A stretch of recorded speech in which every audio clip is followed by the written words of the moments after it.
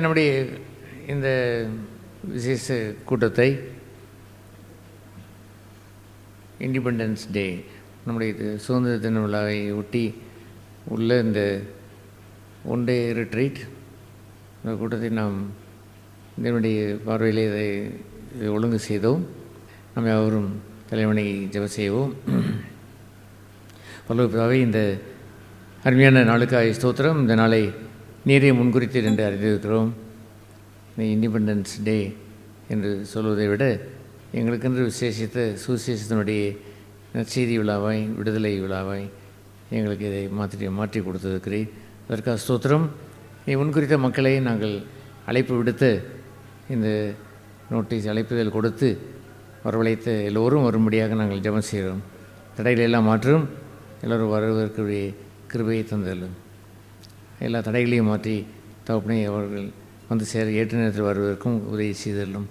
இந்த கூட்டத்தை முழு ஆண்டவரே, இந்த முழு கூட்டத்தையும் பரிசுத்த வேண்டிய முழு ஆலோசனைக்கும், முழு வழிநடத்துதலுக்கும், அவருடைய முழு அபிஷேகத்திற்கும் பிரசன்னத்திற்கும் ஒப்பு கொடுத்து ஜெபம் செய்கிறோம். நீ ஆண்டு கொண்டு உங்களுடைய நாமத்தை எங்கள் மத்தியிலே மையப்படுத்துகிறாங்க. இயேசு நாமத்தில் ஜெபிக்கிறோம் பரலோக பிதாவே, ஆமென். பாடல் எண் 715 நாம் பாடுவோம். பாடல் எண் 715. இந்த பூமியில் எல்லா பாதையிலையும் எல்லாரும் யார் யார் என்னென்ன வாழ்க்கையின் நோக்கத்திற்காக வாழ்கிறோம் என்று அறியாமல் கடவுளை அறியாத ஒரு ஜனம் அப்படிப்பட்ட ஒரு பாதையில் இருக்கக்கூடும். அப்படிப்பட்ட பாதையில் தான் இருப்போம். ஆனால் கடவுளை அறிஞ்சவங்களுக்கோ அவர் ஒரு வாழ்க்கைக்கு ஒரு நோக்கம் உண்டு என்பதை அறிந்திருப்பார்கள். எதையோ நோக்கி ஓடுகிறோம், எல்லாமே காணல் நீராகவே இருக்கிறது. ஆனால் கடவுள் ஒருத்தர் தான், தெய்வம் ஒருவர் தான் நிரந்தரமான ஒரு வாழ்க்கையும் நம் வாழ்க்கைக்கான நோக்கத்தையும் காண்பிக்கிற நல்ல தேவன்.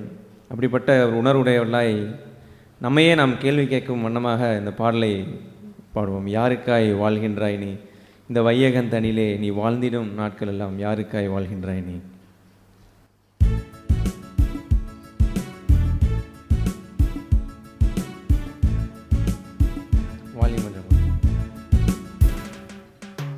யாருக்காய் வாழ்கின்றாய் நீ, இந்த வையகன் தனிலே நீ வாழ்ந்திடும் நாட்கள் எல்லாம் யாருக்காய் வாழ்கின்றாய் நீ.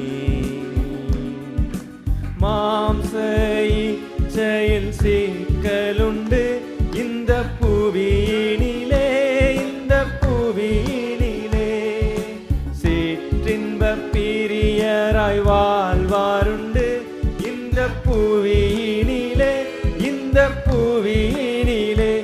இவர் நாளெல்லாம் தீழ்ப்பான நோக்கம் கொண்டோர், இவர் நாளெல்லாம் தீழ்ப்பான நோக்கம் கொண்டோர்.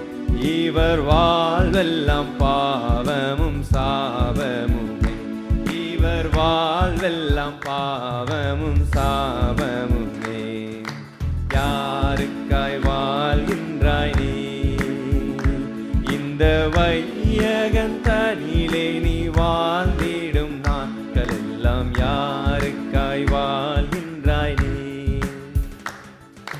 பணம் பணம் என்றிடும் பலரும் உண்டு இந்த புவியினிலே, இந்த புவியினிலே.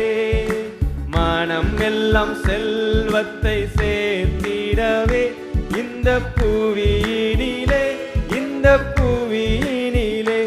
இவர் மூச்செல்லாம் ஆஸ்திக்காயாலறி நிற்கும், இவர் மூச்செல்லாம் ஆஸ்திக்காயாலறி நிற்கும்.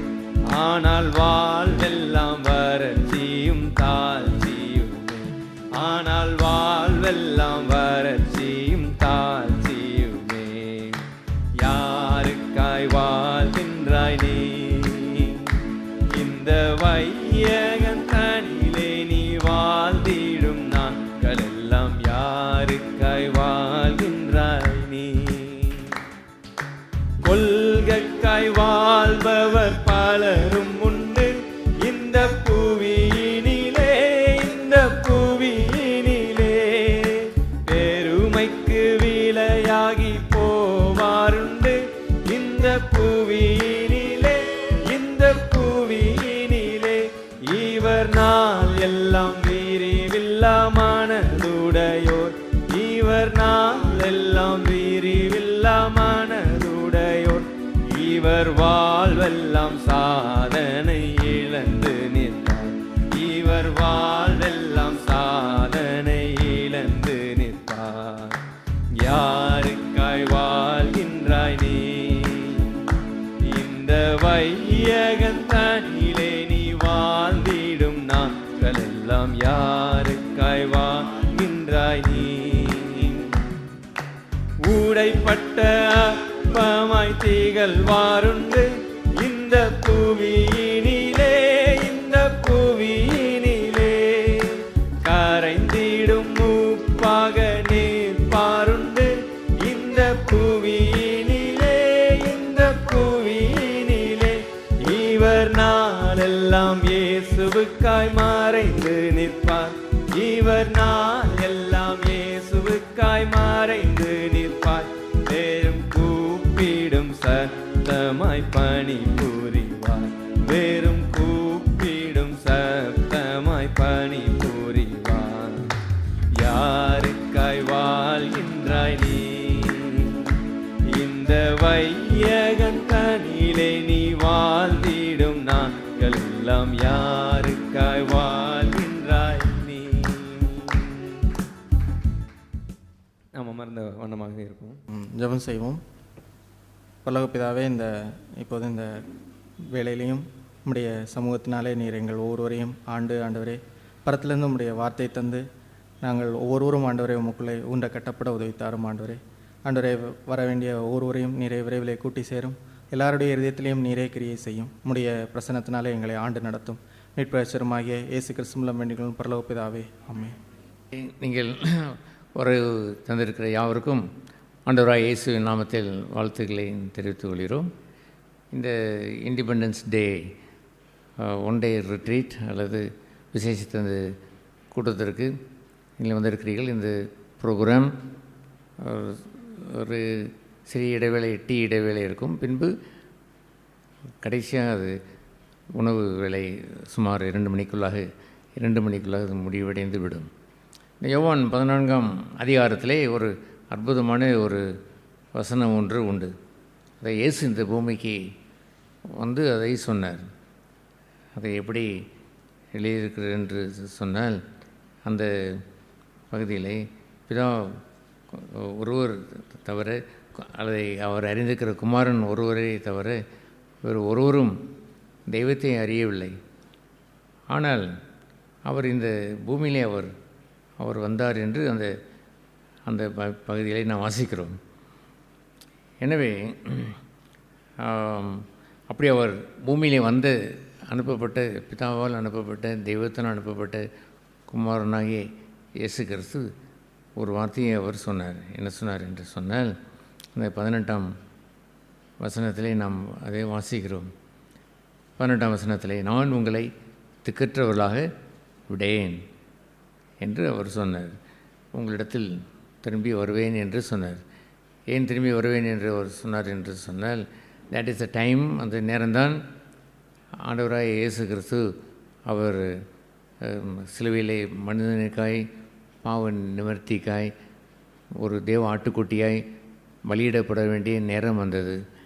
அந்த நேரத்தை அவர் உணர்ந்தபடியால் அதை யோவான் 12ஆம் அதிகாரத்திலிருந்தே சொல்லி வருவார். அதன் நிமித்தம் அவர் ஐ எம் கோயிங், நான் போகிறேன் என்று சொல்வது உலகத்தை விட்டு போகிறேன் என்று அல்ல. I am going to tie for you, உங்களுக்காக நான் மரிக்க நான் போகிறேன் என்று அவர் அறிவித்து ஒரு கோதுமணியாய் நிலத்தில் விழுந்து அவர் எல்லா மக்களும், உலக மக்கள் அனைவரும், கடைகோடியில் உள்ள மலைஜாதி மக்கள் வரைக்கும் அவரை அறியாதது போல் தோன்றினாலும் he wanted to die for their sins, அவருடைய பாவங்களுக்காக மரித்து their conscience, அவருடைய மனசாட்சியிலே அந்த செய்தி போகும்படி செய்ய வேண்டிய பொறுப்பு கர்த்தருடையது. But we have the ear to hear, காதுகளை உடையவர்களாய் நாம் கேட்கிறோம். ஆண்டவர் சொன்னார், காதுள்ளாக இருக்கிற நீங்கள் கேளுங்கள், நீங்கள் காதுள்ளவன் எவனோ அவன் கேட்க கடவன் என்று சுவிசேஷத்தை அவர், நல்ல சுவிசேஷத்தை அவர், அந்த தெய்வத்தினுடைய அந்த நற்செய்தியை அவர் அறிவித்தார். ஆகவே we are not in the jungle, நாம் ஒரு ஃபாரஸ்ட்லேயே ஒரு ஜங்கிளிலே காட்டுவாசியாக நாம் வாழவில்லை, பழங்குடி மக்களாய் நாம் ஒன்றும் வாழவில்லை. நாம் we are having a Bible, நாம் வேதத்தை வைத்திருக்கிறோம். எவ்ரிபடி ஹேவ்ஸ் த ஆப்பர்ச்சுனிட்டி அதை இறைவனுடைய வார்த்தையை கேட்பதற்குரிய இயர் காதுகளை உடையவர்களாக இருக்கிறார்கள். ஆகவே ஒரு முறை ஆண்டவர் இதை யோவான் அதிகாரத்தில் அவர் குறிப்பிட்டு அவர் சொல்லும் பொழுது அங்கே உள்ள பரிசேயர் கூட்டம் அவர் சொல்லுவதை கேட்க மறுத்துவிட்டார். Since I spoke to you in your ear என்று சொல்வார். உங்கள் காதுகள் கேட்க நான் பேசிவிட்டபடினால் you have to give answer to the, நீங்கள் அதற்கு என்ன செய்ய வேண்டும்? பதிலுரை தர வேண்டும். You cannot escape the judgment of God, you are under the judgment. நீ கேட்டபடினாலே நீ நியாய தீர்ப்புக்கு உட்பட்டவர்களாக மாறினீர்கள். If you have not heard it, நீ அந்த வார்த்தைகளை கேட்காமல் இருக்கும் என்று சொன்னால் that is another point that God will take care of. அந்த வார்த்தைகளை கேட்க முடியாத அந்த ஜனங்களை எப்படி ரட்சிப்பது என்று அவருக்கு தெரியும். He saved them by their conscience. அவருடைய மனசாட்சியின்படி அவர்களை ரட்சிப்பதற்கு அவர் வல்லவர். அவர் லுக்ஸ் அட் த ஹார்ட், இருதயத்தை அவர் நோக்கி பார்க்கிறார். He will do that work, அந்த ஜாப் அவர் செய்வார். But you who here it என்று சொல்லும் பொழுது அவருடைய சுவிசேஷத்தை போய் அறிவிங்கள் என்று சொல்கிற, நம்மால் முடிந்த போகிற இடங்களிலெல்லாம் அறிவிப்பதற்கு என்று தேவன் நமக்கு ஒரு எல்லையை வைத்திருக்கிறார். வி மஸ்ட் ரீச் தம், அவர்களை அறிய அவர்களுக்கு தெரிய பண்ண வேண்டியது நம்முடைய கடமை. த சர்ச் பீப்புள் என்று சொல்கிறவர்கள், சபை மக்கள் என்று சொல்கிறவர்களுக்கு உள்ள ஒரு கடமை. Go it all the world என்று சொல்வது, கம் டு த சர்ச் என்பதை விட முக்கியமான அடுத்த பகுதியாக அவர் சொல்வதெல்லாம் go into all the world, உலகமெங்கும் போய் என்று சொல்வதை த சர்ச் பீப்புள், சபை மக்கள் அதை ஒரு மிகச்சிறந்த ஒரு கடமையாய் தங்களுடைய பொறுப்பாய் அதை உணர்ந்து இருந்திருக்க வேண்டும். வி கோ அண்ட் ப்ரீச், நாம் அனௌன்ஸ் பண்ணுகிறோம், பேசுகிறோம். கிறிஸ்து வரும் வரைக்கும் அதை நாம் சொல்லிக்கொண்டே இருப்போம். how many people are going to respond, எத்தனை பேர் அதை கேட்பார்கள், காதுகளாய் வந்து வருவார்கள் என்பதெல்லாம் லீவ் இட் தேர், அவர்களுக்கு விட்டுவிட வேண்டும். ஆகவே இயேசு பெருமான் அவர் சொன்ன பொழுது அழைக்கப்பட்ட அநேகர், ஆனால் தெரிந்து கொள்ளப்பட்டவர்களோ சிலர் என்று தான் சொன்னார். அதிலேயும் அவர் மனம் வருந்தி சொன்னது என்னவென்றால், சும்மா இருக்கிறவர்களை எல்லாம் கூட ஒன்றுமே கேட்க முடியாதவர்களை போய் அவர்களெல்லாம் அழைத்து வாருங்கள், make them to come inside, உள்ளே கொண்டு வாருங்கள் என்று அவர் சொன்னார். ஏன் சொன்னார் என்றால், even though they are invited, அவர்கள் அழைக்கப்பட்டிருந்தாலும் they did not come. But the point is whether we invited them or not, நம்ம அவர்களை அழைத்தோமா, அவர்களை வரவழைத்தோமா என்பதை வைத்து தான் இருக்கிறது. You should have done that, அதை செய்திருக்க வேண்டும். நான் அதை 10 cent ரசிக்கப்பட்ட நான் முதற்கொண்டு இன்று வரை நான் இடைவிடாது சலிப்பில்லாமல் ஓய்வில்லாமல் அதை தொடர்ந்து செய்து கொண்டே இருக்கிறேன். இவர்கள் சத்தியத்தை கேட்ட பிறகும் பிற்காலங்களிலே அவர்கள் ரட்சிக்கப்பட்டு வருவதை கண்டு ஆச்சரியப்பட்டு இருக்கிறேன். நீங்கள் விதைத்தீர்கள், அந்த விதையானது பிற்காலில் அநேக நாட்களுக்கு பிறகு அது பலனை தரும் என்று நாம் மல்கியாலே வாசிக்கிறோம். அதை அந்த வார்த்தைகளை, அந்த அப்பத்தை தண்ணீரில் போடுங்கள். தண்ணீர் என்று சொல்வது ஜனங்களிடத்திலே திரண்ட தண்ணீர் என்று சொல்வது ஜனங்களுக்கு ஒப்பாய் அங்கே குறிப்பிடப்பட்டிருக்கும். Throw them to the people, ஜனங்களுக்கு கொடுங்கள். அநேக நாட்களுக்கு பிறகு ரொம்ப நாட்களுக்கு பிறகு கண்டிப்பாக அது பலன் தரும் என்று சொன்னார். So who is going to give the fruit என்று சொல்வதெல்லாம் ஃபார் காட், தேவன்தான். But whether we preach the gospel, சுசேஷத்தை பிரசங்கிக்கிறோமா, அதை மற்றவர்கள் அறிவிக்கிறோம் என்பது on our part. we expect some 50 people என்று எண்ணி நாம் எல்லோருக்கும் அதை கொடுத்துருக்கிறோம். but we given that notice to all and insisted them, அவர்களை ஒருபடி சொன்னீர்களா என்பதெல்லாம் it is our responsibility, your responsibility. that is the important point of the church. அது போன்ற ஒரு சபை தான் நிலைத்து நிற்கும், அது ஓடுகின்ற வாய்க்காலாக இருக்கும். தேங்கி நிற்கிற செத்த சவக்கடல் என்று சொல்வார்கள். அது சவக்கடலாக இருப்பதில்லை. அங்கே இருக்கிற மீன்கள் கூட பின்பு அதை ஓட்டம் இல்லாதபடினால் செத்து போய்விடும். இருப்பவரோடு செத்து போய் சவமாய் கிடப்பார்கள். ஆகவே we should be running, ஓடுகிறவர்களாய். வங்காள விரிகுடா கடல் அரபிக்கடலிலே சேருகிறது, அரபிக்கடல் பசிபிக் ஓசனிலே சேருகிறது என்றெல்லாம் ஓடி இந்த கடல் ஓடுவதை போல், ஆறுகள் எல்லாம் கொண்டு வந்து கடலிலே வந்து விழுவதை போல் we must run. அவனுடைய இருதயத்திலிருந்து ஜீவநதி புரண்டு ஓடும் என்று சொன்னார். ஆகவே இந்த கூட்டத்திற்கு ஒரு முன்னுரையாக இதை நான் சொல்ல வேண்டியது காரியம் என்னவென்று சொன்னார். அவர் பீப்புள் ஆர் ஹியர், நம்முடைய ஜனங்கள் இருக்கிறார்கள். they should take it seriously. சீரியஸாக எடுத்துக்கொண்டு சுவிசேஷ பணியை தலையாய பணியாய வைத்து செய்திட வேண்டும். பிதாவே, நான் இருந்த பொழுது நன்மை செய்வனாகவே சுற்றித் திரிந்தேன், உடைய ஊழியத்தை செய்து முடித்தேன். இப்பொழுது நான் இல்லை என்று, நான் இங்கே இல்லை என்று சொல்லுவார் அந்த யோவான் 17ஆம் அதிகாரத்திலே. பட் ஆனால் இதோ இவர்கள் இருக்கிறார்கள், இன் மை பிளேஸ், என்னுடைய இடத்துல, தே ஆர் ஹியர், இவர்கள் இருக்கிறார்கள். இவர்களை நீர் ஆசீர்வதித்தருளும். இவர்கள் மூலமாக விசுவாசிக்கிறவர்கள் எத்தனை பேர்களோ அத்தனை பேர்களும் இந்த மந்தைக்குள் ஒன்று சேர நீர் கிருபை செய்ய வேண்டும் என்று ஜெபம் செய்வார். அல்லேலூயா. அதுபோன்ற ஒரு அற்புதம் தான். பின் உயிர்த்தெழுந்த பிறகு அந்த மறுபடியும் அந்த சீசர்களை அவர்களை அழைத்து, கோ, நான் போனேன், நான் பூமிக்கு இந்த ஆண்டவர் அனுப்பி, நான் பிதா அனுப்பி நான் இறங்கி வந்தேன். நான் ஐ சென்ட் யூ, நானும் உங்களை அனுப்புகிறேன். பிதாவே, நீ அனுப்பினதே போல இவர்களையும் நான் இந்த உலகத்தில் அனுப்புகிறேன் என்று சொன்னார். That is the chiefest commandment that gripped my heart. என் இருதயத்தை இறுக பிடித்து கொண்டு 10th ஸ்டாண்டர்ட் படிக்கும் பொழுதே ரட்சிக்கப்பட்ட அந்த நாட்களிலே ஐ காட் தட் பேர்டன், அந்த வாரத்தை வைத்திருந்தேன். I am happy man. நான் மகிழ்ச்சியாக இருப்பதற்கு காரணம், I don't leave for my self, எனக்காக மாத்திரம் வாழ்வது அல்ல.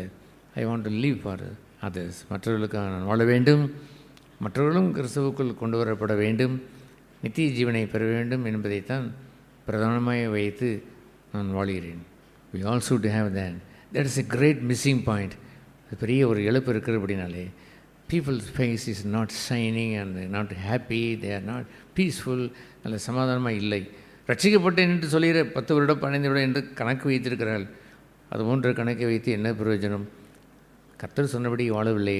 என்னை கர்த்தாவே கர்த்தாவே கர்த்தாவே என்று சொல்லிவிட்டு நான் சொல்லுகிறதை செய்யாத ஜனங்கள் என்று ஆண்டவர் அந்த மலை பிரசங்கத்திலே அந்த 6ஆம் அதிகாரத்திலே அதை சொல்வார்.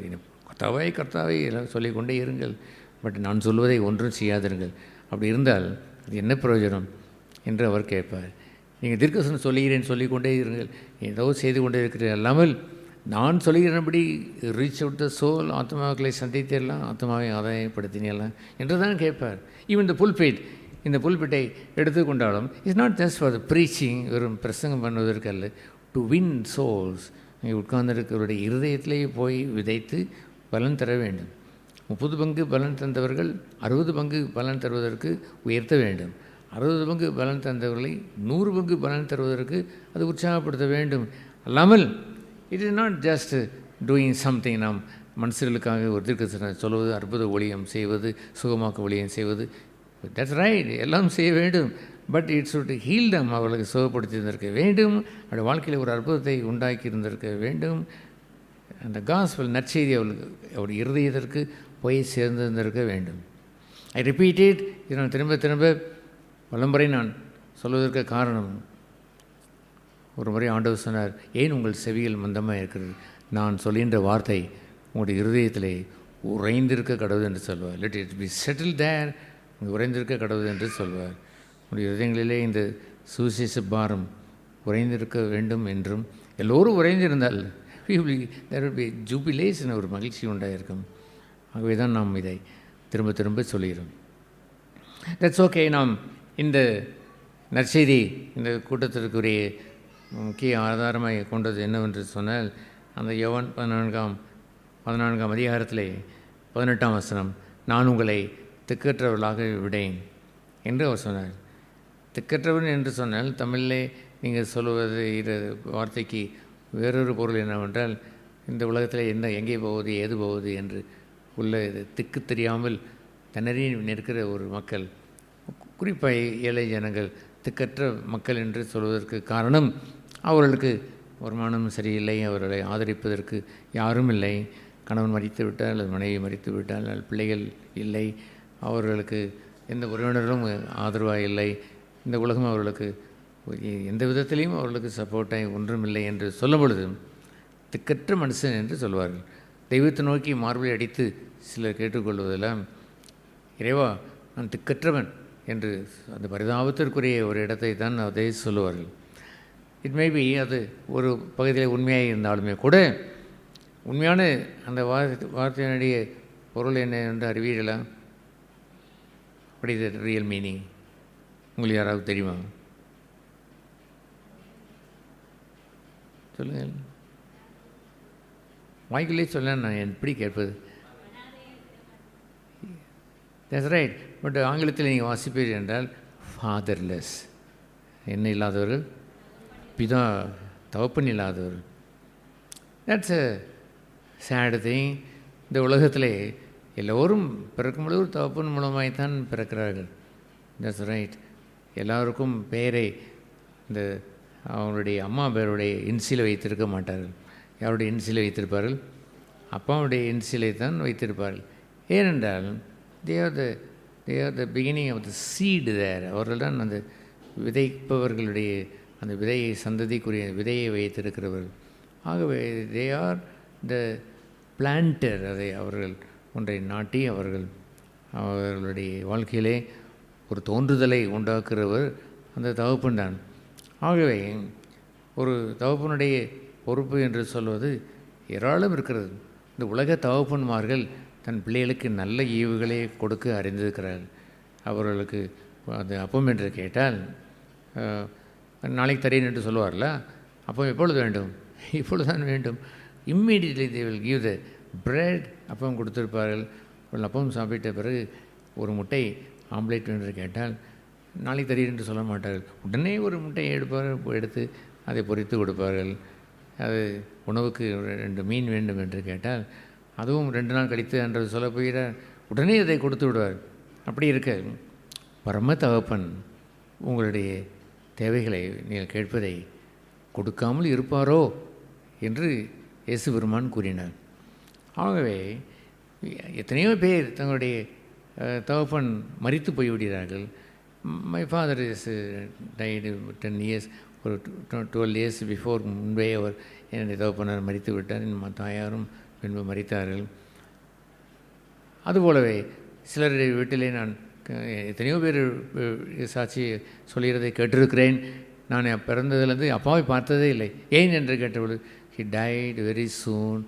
நான் பிறந்து 2 வருடங்களுக்குள்ளாக 3 வருடங்களுக்குள்ளாக நான் அறிவதற்கு முன்பாகவே ஹி டைட், அவர் பாஸ்டான், மரித்து விட்டார். எப்படி இருந்தாலும் தகப்பன் இழந்த ஒரு வீடு என்று சொல்லிடுவோம். யாராவது கை உயர்த்திடலா? கை உயர்த்தி காட்டுங்கள். இருக்கிறீங்களா?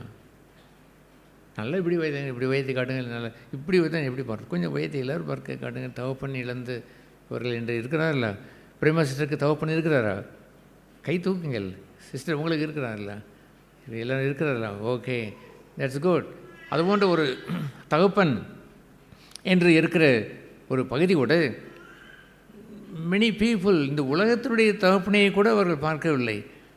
ஏனென்றால் பிஃபோர் தே ஆர் க்ரோயிங், வளர்வதற்கு அந்த காலம் அறிய வேண்டிய, அந்த தகப்பன் அறிய வேண்டிய, அப்பா என அறிய வேண்டிய அந்த காலத்திற்கு முன்பாகவே அப்பா மரித்து விட்டார், அல்லது சில வருடங்கள் கழித்து மரிக்கிறார்கள், அல்லது என் போன்றவர்களுக்கு கொஞ்சம் காலம் வாழ்ந்து அவர்கள் ஏதோ தங்களால் முடிந்த சரவச்சனை எல்லாம் செய்து முடித்துவிட்டு அவர்கள் மரித்து விட்டார்கள். எனவே த வேர்ல்ட்லி ஃபாதர், உலக தகப்பன் என்று சொல்வது அனித்தியம், அது நிரந்தரம் அல்ல. அது நிரந்தரம் என்று சொல்ல முடியுமா? இங்கே வந்திருக்கிற தம்பிமார்களே கேட்கிறேன், அது நிரந்தரம் என்று சொல்ல முடியுமா? நோ. வி வாண்ட் அவர், நம்முடைய தகப்பன்மார்கள் நீடித்து வாழ வேண்டும் என்று விரும்புகிறோம். That's another point. But we must ஒரு உண்மையை உணர்ந்திருக்க வேண்டும். அது என்ன உண்மை? இந்த உலகத்திலே தகப்பன்மார்கள் கூட நிரந்தரம் இல்லை. சில சின்ன பிள்ளைகள் இருக்கும் பொழுது நம்முடைய தகப்பன் கோடி ஆண்டு காலம் வாழ்ந்து கொண்டு இருப்பார் என்று சிலர் எண்ணிக்கொண்டு இருப்பார்கள். ஆனால் ஒரு காலம் வரும்பொழுது தான் அவர் அஃப்ரைட், பயப்படுகிறார், அப்பா இறந்து விடுவார்களோ அல்லது இறந்து விட்டால் அச்சம் அவர்களை சூழ்ந்து விடுகிறது. ஆகவே அதுபோன்ற ஒரு நித்தியமில்லாத, நிரந்தரமில்லாத ஒரு தகப்பனைத்தான் நம்ம எல்லோரும் பெற்றிருக்கிறோம். ரைட்? அப்படித்தானே? நீங்கள் நிரந்தரமான தகப்பனை பெற்றிருக்கிறீர்களா? இல்லை. இவ்வளோ கையை வைத்து சொன்னது போல் எத்தனை பேருக்கு அவருடைய வாழ்க்கையில் ஏற்கனவே தகப்பன்மார்கள் இறந்து விட்டார்கள். நானும் தான் என் தகப்பனை இழந்த காலங்கள் இதெல்லாம் வைத்திருக்கிறேன். இந்த உலகத்திலே தகப்பன் நிரந்தரமாக இல்லை. ஆனால் ஒரு அற்புதமான ஒரு செய்தி என்னவென்று சொன்னால், உங்கள் தகப்பன் இருந்து ஆதரிப்பதைப் போலவே உங்களோடு எப்போதும் இருக்கக்கூடிய ஒரு தகப்பனாய் தெய்வம் இருக்கிறார். அதனால தான் அவர் சொன்னார், நான் போகிறேன், நான் போய் உங்களுக்காக நான் மரிக்க நான் போகிறேன். ஆனால் போகிறேன் என்று சொன்னால் அப்படியே போய்விட்டேன் என்று எண்ணாதிருங்கள். ஐ வில் கம் அகைன், நான் உயிர் தெளிந்து வருவேன். வந்து I will introduce my father, எனக்கு தகப்பனாய் இருந்தவர், என்னை உயிர்த்தெழ வைத்தாரே, அவரை உங்களுக்கு காண்பிப்பேன் என்று அவர் சொன்னார். ஆகவே யேசுபிரான் அவர் மரிக்கப் போகிறார் என்று தெரிந்தவுடனே இவர் எல்லோருக்கும் கொஞ்சம் கலக்கம் உண்டானது. எல்லோரும் கொஞ்சம் மனதிலே வேதனையும் கொண்டு இருந்தார்கள். அப்பொழுது யேசுபிரான் என்ன சொன்னார், கலங்காதீர்கள், உங்களை தகப்பனற்றவனாக என்ன செய்ய மாட்டேன், விட மாட்டேன். அதை ஆரம்பிக்கிற அந்த இடமே அந்த 14ஆம் அதிகாரத்திலே என்ன எழுதியிருக்கிறேன் என்றால், என் பிதாவின் வீட்டிலே அநேக வாசஸ்தலங்கள் உண்டு, அங்கே நான் உங்களுக்கும் பெர்மனண்ட்டாய் நிலைத்து நிற்கக்கூடிய தகப்பனுடைய வீட்டிலே உங்களை கொண்டு வந்து சேர்ப்பேன் என்று அவர் சொன்னார். ஹல்லேலூயா! அதுபோன்ற ஒரு அற்புதமான நித்திய பிதாவை யேசுபிரான் அறிமுகப்படுத்தினார். எனவே இந்த சுதந்திர தின இந்த விழாவிலே உங்கள் மனம் இறுகி போய் சிறைச்சாலை நடைபெற்றதை போல் என்னை விசாரிப்பவர் யார் உண்டோ, என்னை கவனிப்பார் யார் உண்டோ, நாளை குறித்து என்ன நடக்குமோ, எதிர்காலத்தை யார் பொறுப்படுத்திக் கொள்வார்கள், என்னை கடைசி வரைக்கும் பாதுகாக்கக்கூடிய தகப்பனை இருப்பாரோ என்றெல்லாம் இருக்கக்கூடிய ஒரு சிறை கூண்டிலிருந்து உங்களை விடுதலையாக்கி, there is a good news there, ஒரு நற்செய்தி என்னவென்று சொன்னால், you are going to get a father, உங்களுக்கு ஒரு தகப்பன் உண்டாக போகிறார், உங்களுக்கு தகப்பன் சொந்தமாக போகிறார்.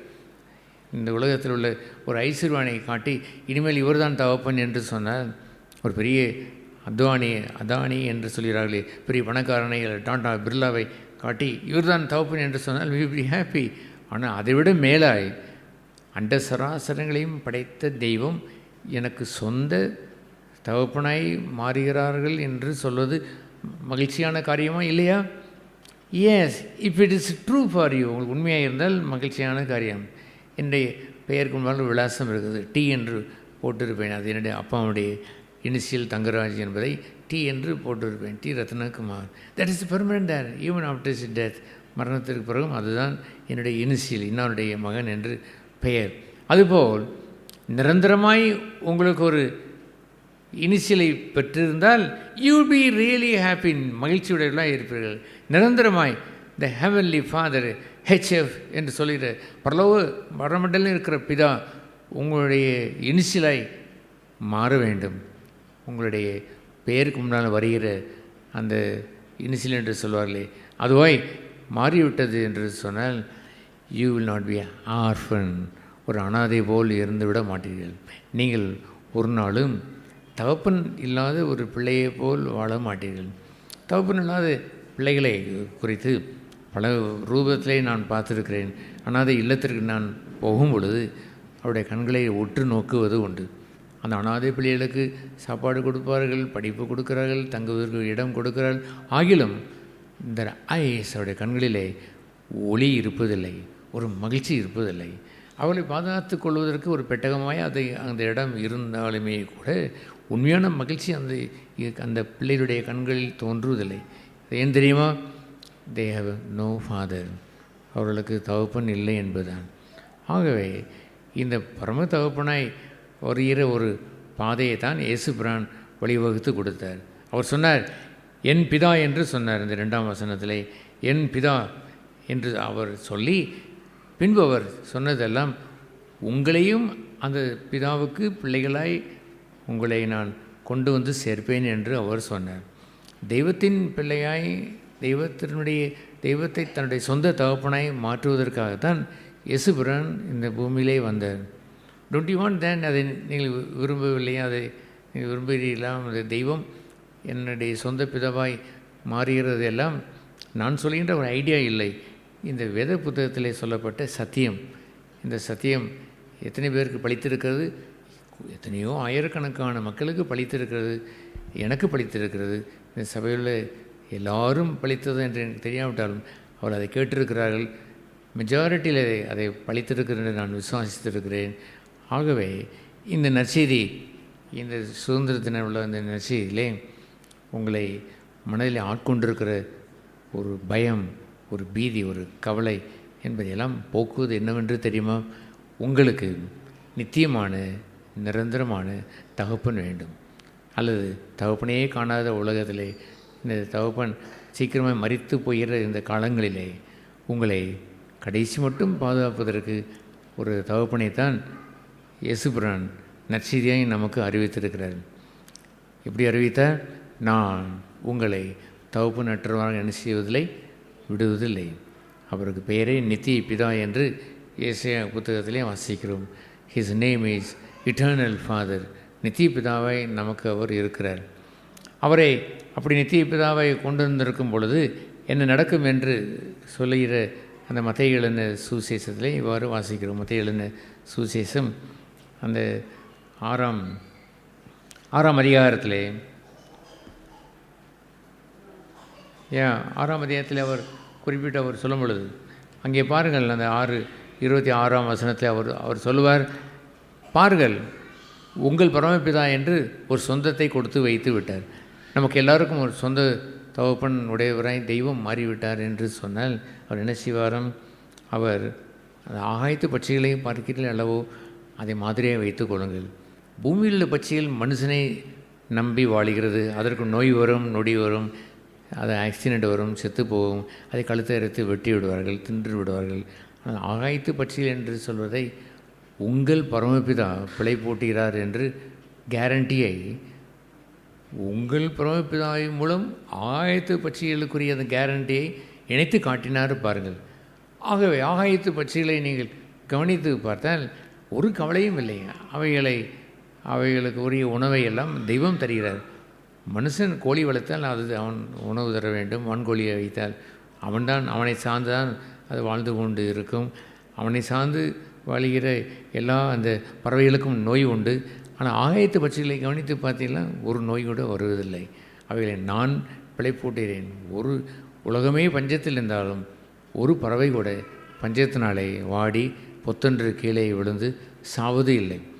ஆகவே ஆகாயத்து பட்சிகளை கவனித்து பார்த்து அதை என்னவென்று இருக்கிறது, உங்கள் பரமபிதா பிழைப்பூட்டுகிறார்.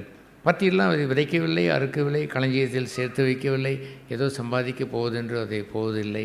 அப்படி இருந்தாலுமே கூட யுவர் ஃபாதர் உங்கள் பரமபிதா என்று சொல்லும் பொழுது கேரண்டியை பார்த்தீங்களா, உங்கள் பரமபிதா உங்களுக்கு பிழைப்பூட்டுவார் என்று சொல்லுகிறதை விட ஆயத்து பட்சிகளில் அவ்வளோ ஆயத்து பட்சிகளையும் பிழைப்பூட்டுகிறார் என்று சொல்லுவது இது ஒண்டர்ஃபுல். மை ஃபாதர், என்னுடைய தகப்பன் இத்தனை பட்சிகளையும் அவர் பிழைப்பூட்டுகிறாரா? ஒரு ஆகாயத்து பட்சிகள் பறந்து வந்து உங்கள் வீட்டு பக்கத்தில் உட்காரும்பொழுது அதை கண்டு மகிழ வேண்டும். ஆஹா, இவையெல்லாம் மகிழ்ச்சியாக இருப்பதற்கு காரணம் எனக்கு சொந்தமான பரமபிதா, என் சொந்த தகப்பன். ஆகவே தெய்வம் நான் உங்களை தகப்பனற்றவனாக விடேன் என்று இயேசுபிரான் சொன்னாரே, அந்த பகுதியானது எவ்வளோ பெரிய நற்செய்தி பார்த்தீங்களா? அவர் முழு ஆகாய பட்சிகளையும் பராமரிக்கிறவர். நாட்டுக்கோழியையும் உங்கள் காலில் இருக்கக்கூடிய அந்த நீங்கள் வளர்க்கிற பட்சிகளே இல்லை, அது நீங்கள் தான் நம்பி வாழும்படி செய்து விட்டீர்கள். உங்களுக்கெல்லாம் இருக்கிறது. பறந்து திரிகின்ற ஆகாயத்து பட்சிகளை கர்த்தர் பார்த்து கொள்கிறார். அதுபோலவே கீழே உள்ள அந்த வசனத்தில் இன்னொரு பகுதி என்னவென்று பார்க்கிறீர்கள் என்று சொன்னால் மத்தேயு 6ஆம் அந்த அதிகாரத்தில் 32வது வசனத்திலே அவர் சொல்லுவார், நீங்கள் எண்ணத்தை உடுத்துவோம் என்று நினைச்சாதீர்கள், கவலைப்படாதீர்கள், அவைகளை உடுத்துவதும் தேவன்தான் என்று அந்த 30ஆம் வசனத்திலே வாசிக்கிறோம். அந்த ஆகாயத்து பட்சிகள் என்று பார்க்கிற அந்த பட்சியில் இருக்கிற அதைத்தான் அவர் சொன்னார். அவைகள் கர்த்தரை நம்பி இருக்கிறதா? அந்த நம்பி இருக்கிற அது யார் என்றால் உங்கள் தகப்பன் தான் அதற்கு உடுத்து வைக்கிறார் என்று அவர் சொன்னார். எனவே அடுத்தது கீழே வாசிக்கிறோம், அவர் உங்களுக்கு இன்னது தேவை என்று அந்த பரமபிதா அறிந்து வைத்து இருக்கிறார். அநேகர் புலம்புவது என்னவென்று சொன்னால், எனக்குரிய தேவை யார் அறிவார்களோ, எனக்குரிய கஷ்டத்தை யாருக்கு தெரியும், என்னுடைய பாடல் யாருக்கு புரிய போகிறது என்று சொல்லும் பொழுது, பரமபிதா உங்களுடைய சொந்த தகப்பனோடு அறியாவிட்டாலும் கூட தெய்வத்தை நீங்கள் பரமபிதாவாய் நீங்கள் பெற்றுக்கொள்ளும் பொழுது உங்களுக்கு இன்னது தேவை என்று அவர் அறிந்திருக்கிறார். நீங்கள் உண்ணவும் உடுக்கவும் என்று இருப்பதையும் கூட அது என்னதென்று தெரிந்தெடுத்து அவர் வைத்து அதை கொடுக்கிறார். அதுபோன்று ஒரு பரமபிதா எனக்கு ஒரு இருக்கிறார் என்று சொல்லும் பொழுது எவ்வளோ பெரிய பாதுகாப்பு இருக்கிறது என்று பார்த்தீர்களா? That is independence. மெய்யான சுதந்திரம் என்று சொல்வது அதுதான். இந்த பூமியிலே என்ன பயத்திற்கும் கவலைக்கும் ஆளாகாமல் நல்ல சுதந்திரமாய் வாழ்கின்ற ஒரு வாழ்க்கை தெய்வம் பரமபிதாவாய் இருப்பவர் தருகிறார். எப்படி கடைசியாக முடித்தார்? உங்களுக்கு இன்னது தேவை என்று அறிந்து அதை செய்கிறார். உங்கள் என்னது தேவையோ அதை செய்வார். டயகனைஸ் என்று சொல்வது ஒரு விசேஷித்தமான ஒரு பகுதி. டயகனைஸ் என்றால் ஒரு நோய் இருப்பதை கண்டுபிடிப்பது. இந்த இந்திய தேசத்திலேயே சிஎம்சி வெல்லூர் என்று சொல்வார்கள். அதை நோயை கண்டுபிடித்து சொல்வதிலே ஒரு திறமைசாலிகள். அதற்காகவே அவர்கள் பல இந்தியாவில் பல இடங்களிலிருந்து அங்கே வருவார்கள். காசு செலவழித்து அங்கே வருவார்கள். சிஎம்சிக்கு ஏன் போகிறார்கள்? கரெக்டாக சொல்லிவிடுவார்கள். சரியாய் சொல்லி சரியான மருந்தே கொடுப்பார்கள். மற்றவர்கள் இப்படியா இருக்கும் அப்படியா இருக்கும் என்று கொடுத்து கொண்டிருக்கும்போதே செத்தும் போய்விடுகிறார்கள். அதற்கு நேராக சிஎம்சிக்கு போனால் சரியாய் கண்டுபிடித்து சரியான அந்த மாத்திரையை கொடுப்பார்கள் என்று சொல்கிறார்களே. அதைவிட மேலானதாய் அவர்கள் கைவிரித்து சொல்வதெல்லாம் அவர்கள் போட்டிருக்கிற ஒரு பெரிய போர்டு என்னவென்றால், நாங்கள் மருந்து தருகிறோம், சிகிச்சை அளிக்கிறோம், சுகமளிப்பது இறைவன் என்று கையை விரித்து விடுகிறார்கள். அங்கேயும் தினசரி மறித்து அங்கே நோயாளிகள் மறித்து டெய்லி போய்கொண்டு தான் இருக்கிறார், மறிக்கத்தான் செய்கிறார். இங்கே பார்த்தீங்களா, உங்களுடைய தேவை இன்னது என்று அறிந்து கொடுப்பது என்று சொல்வது ஆச்சரியமான ஒரு பகுதி இல்லையா? ஆகவே தான் வேதம் சொல்கிறது, உங்களுக்கு இருப்பது போதும் என்று இருக்க கடவீர்கள். ஒரு வேளை கஞ்சி தான் கடவுள் கொடுத்திருப்பார் என்று சொன்னால் அதுதான் நம்முடைய தேவை என்று கொடுத்தார் என்று சாப்பிடலாம். நீ அதை சாப்பிட்டு இருந்தால் கொலஸ்ட்ராலே வராதபடி பாதுகாத்து கொள்ளுவார், கொழுப்பு சத்து வராதபடி பாதுகாத்து கொள்ளுவார். புரோட்டீன் அதிகம் வேணும் என்று ஆண்டு விரும்பினால் ஒருவேளை சிக்கனை உங்களுக்கு கொடுத்துருந்திருப்பார், நீங்கள் சிக்கனை நீங்கள் சாப்பிட்டு வாட் எவர் ஹி கிவ்ஸ், உங்களுக்கு முன்பாக கொடுக்கப்பட்ட அனைத்தையும் ஸ்தோத்திரத்தோடைய சாப்பிடுங்கள். அது ஏனென்றால் அவை எல்லாவற்றையும் பரமபிதா இன்னது என்று அறிந்து கொடுக்கிறார். என்னுடைய தேவை இன்னதென்று அறிந்து தான் ஒரு கல்லூரி வாழ்க்கையை கொடுத்தார். உங்களுடைய தேவை இன்னதென்று அறிந்து தான் ஒரு போஸ்ட் கிராஜுவேட் படிப்பை கொடுத்தார். உங்கள் தேவை இன்னதென்று அறிந்து ஒருவேளை உங்களை என்ஜினியராக வைத்திருக்கலாம், டாக்டராக வைத்திருக்கலாம். உங்களுக்கு தேவை இன்னதென்று அறிந்து 10th ஸ்டாண்டர்டை கூட நிறுத்திவிட்டு நீங்கள் ஒரு கம்பி கட்டும் தொழிலையோ ஒரு கார்பெண்டர் வேலையையோ அல்லது கொத்தனார் வேலையை செய்திருப்பார். இயேசுநாதருக்கு இன்னதென்று அறிந்து தச்சு வேலையை கொடுத்தார் என்று பரமபிதா கொடுத்தார் என்று எழுதியிருக்கிறது. அந்த தச்சு வேலையை அவர் குறைவாய் அவர் எண்ணவில்லை. பிதா எனக்கு தந்த வேலை என்று சொன்னார். நான் பிதா தந்த வேலையை செய்யாமல் இருப்பேனோ என்று மகிழ்ச்சியுடன் அந்த தச்சு வேலையை அவர் செய்தார். எல்லாம் என்னவென்றால், நான் பரமபிதா கொடுத்ததை பெற்று வாழுகிறவன் என்ற ஒரு அற்புதமான வாழ்க்கை. இது நீங்கள் பெற்றுக்கொள்ள வேண்டாமா? ஆகவே உங்களுடைய வாழ்க்கையிலே நடைபெற வேண்டிய ஒரு முக்கியமான ஒரு மாற்றம் உண்டாக வேண்டும் என்று சொன்னால், அது என்ன மாற்றம் என்றால், தகப்பனற்றவர்களாய் இருக்கிற நீங்கள் நித்தியமான ஒரு நிரந்தரமான ஒரு தகப்பனை உடையவர்களாய் மாற வேண்டும். இந்த வேத புத்தகத்திலே யோவான் எழுதின சுவிசேஷம் அந்த 1ஆம் அதிகாரத்திலே இவ்வாறு எழுதியிருக்கிறது. 11ஆம் வசனம், அவர் தமக்கு சொந்தமானதிலே வந்தார், அவர் சொந்தமானவர்களோ அவரை ஏற்றுக்கொள்ளவில்லை. அவருடைய நாமத்தின் மேல் விசுவாசம் உள்ளவில்லை. அவரை ஏற்றுக்கொண்டவர்கள் எத்தனை பேர்களோ அத்தனை பேர்களும் தேவனுடைய பிள்ளைகளாகும்படிக்கு அவர்களுக்கு அதிகாரம் கொடுத்தார். பார்த்தீங்களா, சிலர் ஏற்றுக்கொண்டார்கள், சிலர் ஏற்றுக்கொள்ளவில்லை. நாமும் எந்த இடத்தில் இருக்க வேண்டும் என்று சொன்னால், we must receive him. அவரை சொந்தமாய் ஏற்றுக்கொள்ள வேண்டும். சொந்தமாகும்படி தான் அவர் வந்தார். ஆனால் சொந்தமாய் மாற்ற வேண்டியவர்களோ அவரை ஏற்றுக்கொள்ளவில்லை. தெய்வத்தை ஏற்றுக்கொள்வதற்கு மனம் திறந்திருந்திருக்க வேண்டும். எப்படி நீங்கள் மனம் திறந்திருக்க வேண்டும்? நான் அவருடைய பிள்ளையாய் மாறுகிறோம் என்பதுதான். அவரை ஏற்றுக்கொண்டவர்கள் எத்தனை பேர்களோ அத்தனை பேர்களும் தேவனுடைய பிள்ளைகளாய் மாறினார்கள். Children of God.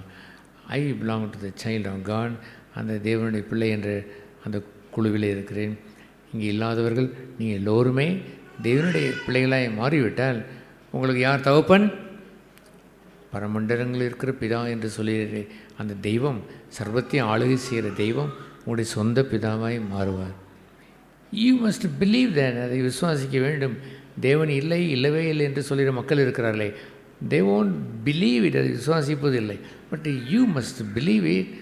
உங்களுக்கு இப்படி ஒரு தேவன் இருக்கிறார் என்று சொல்வதை, அவர் உங்களுக்கு சொந்தமாய் மாறுபடி வந்திருக்கிறார் என்பதை ஏற்றுக்கொள்ள வேண்டும். நீங்கள் சொந்தமாய் மாற வேண்டும் என்று விரும்பினார், ஏற்றுக்கொள்ளவில்லை என்ற ஒரு குரூப் போல் போய்விடக்கூடாது.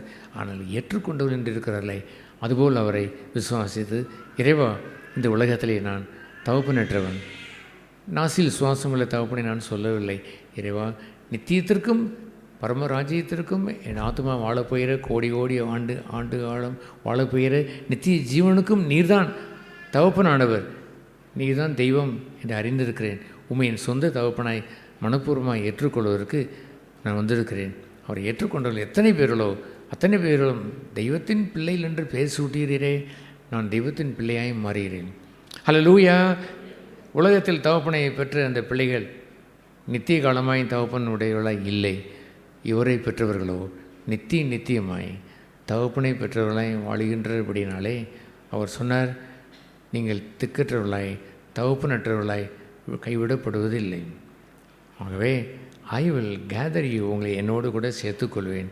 அந்த யோவான் 14ஆம் அதிகாரத்திலே சொல்வார், என் பிதாவின் வீட்டிலே, நித்திய வீட்டிலே நிறைய இடங்கள் உண்டு என்று சொல்வார். அங்கே பரமராஜ்யத்திலே எல்லோரையும் நான் சேர்த்து ஒரே குடும்பமாய் பிதாவுடைய வீட்டிலே நீங்கள் எல்லோரும் தங்கியிருப்பீர்கள் என்று சொன்னார். நித்திய காலமாய் நடத்துகிற அந்த பாதைக்கு பேர் தான் மரணம் இல்லாத தெய்வத்தோடு வாழ்கின்ற தெய்வத்தின் பிள்ளையாய் மாறுகின்ற பாக்கியம். மரணமே நமக்கு வருவதில்லை. மரிப்பது என்பதெல்லாம் இந்த சரீரம் மரிக்கிற ஒரு நேதி என்று உண்டு. ஆனால் ஆத்தும மரணம் என்றது உயிரோடு வாழ்கிறது. ஜீவன் பெற்றவர்கள் தெய்வத்தோடு வாழ்கிற இடத்திற்கு போவார்கள். ஹல்லேலூயா.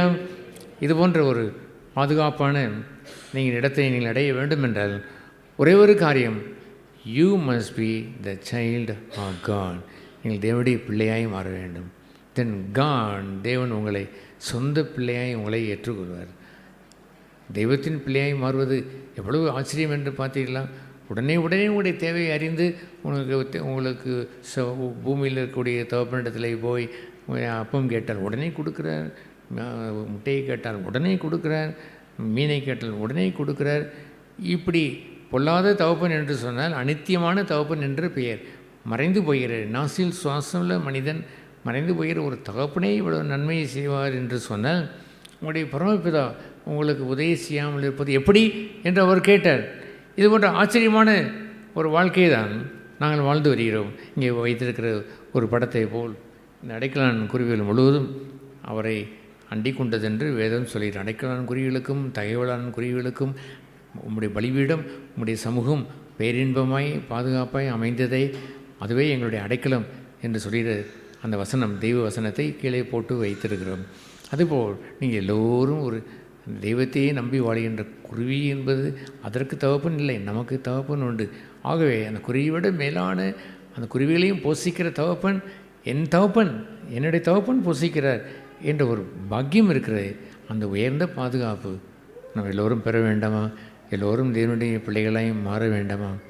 இந்த ஆச்சரியமான வாழ்க்கையை நீ எல்லோரும் பெற்றுக்கொள்வதற்கு தான் இந்த இண்டிபெண்டன்ஸ், இந்த சுதந்திர தின விழாவிலே இந்த விசேஷத்த கூட்டத்தை நாம் நடத்தியிருக்கிறோம். ஆகவே we are going to pray now. நான் ஒரு சிறிய ஜெபம் செய்ய போகிறோம். நீங்கள் உட்கார்ந்த இடத்திலிருந்தே நீங்கள் கண்களை மூடி எல்லோரும் ஜெபம் செய்யுங்கள். இதை கேட்டு நீங்கள் கண்களை மூடி இருக்கும் பொழுது, ஜெபித்து கொண்டிருக்கும் பொழுது உங்களை பார்த்து தெய்வத்தினுடைய வார்த்தை வருகிறது. என்னவென்றால், உங்களுக்கு பரமபிதா வேண்டுமா என்பதுதான். நீங்கள் தெய்வத்தின் பிள்ளையாய் மாறுவதற்கு இஷ்டமா?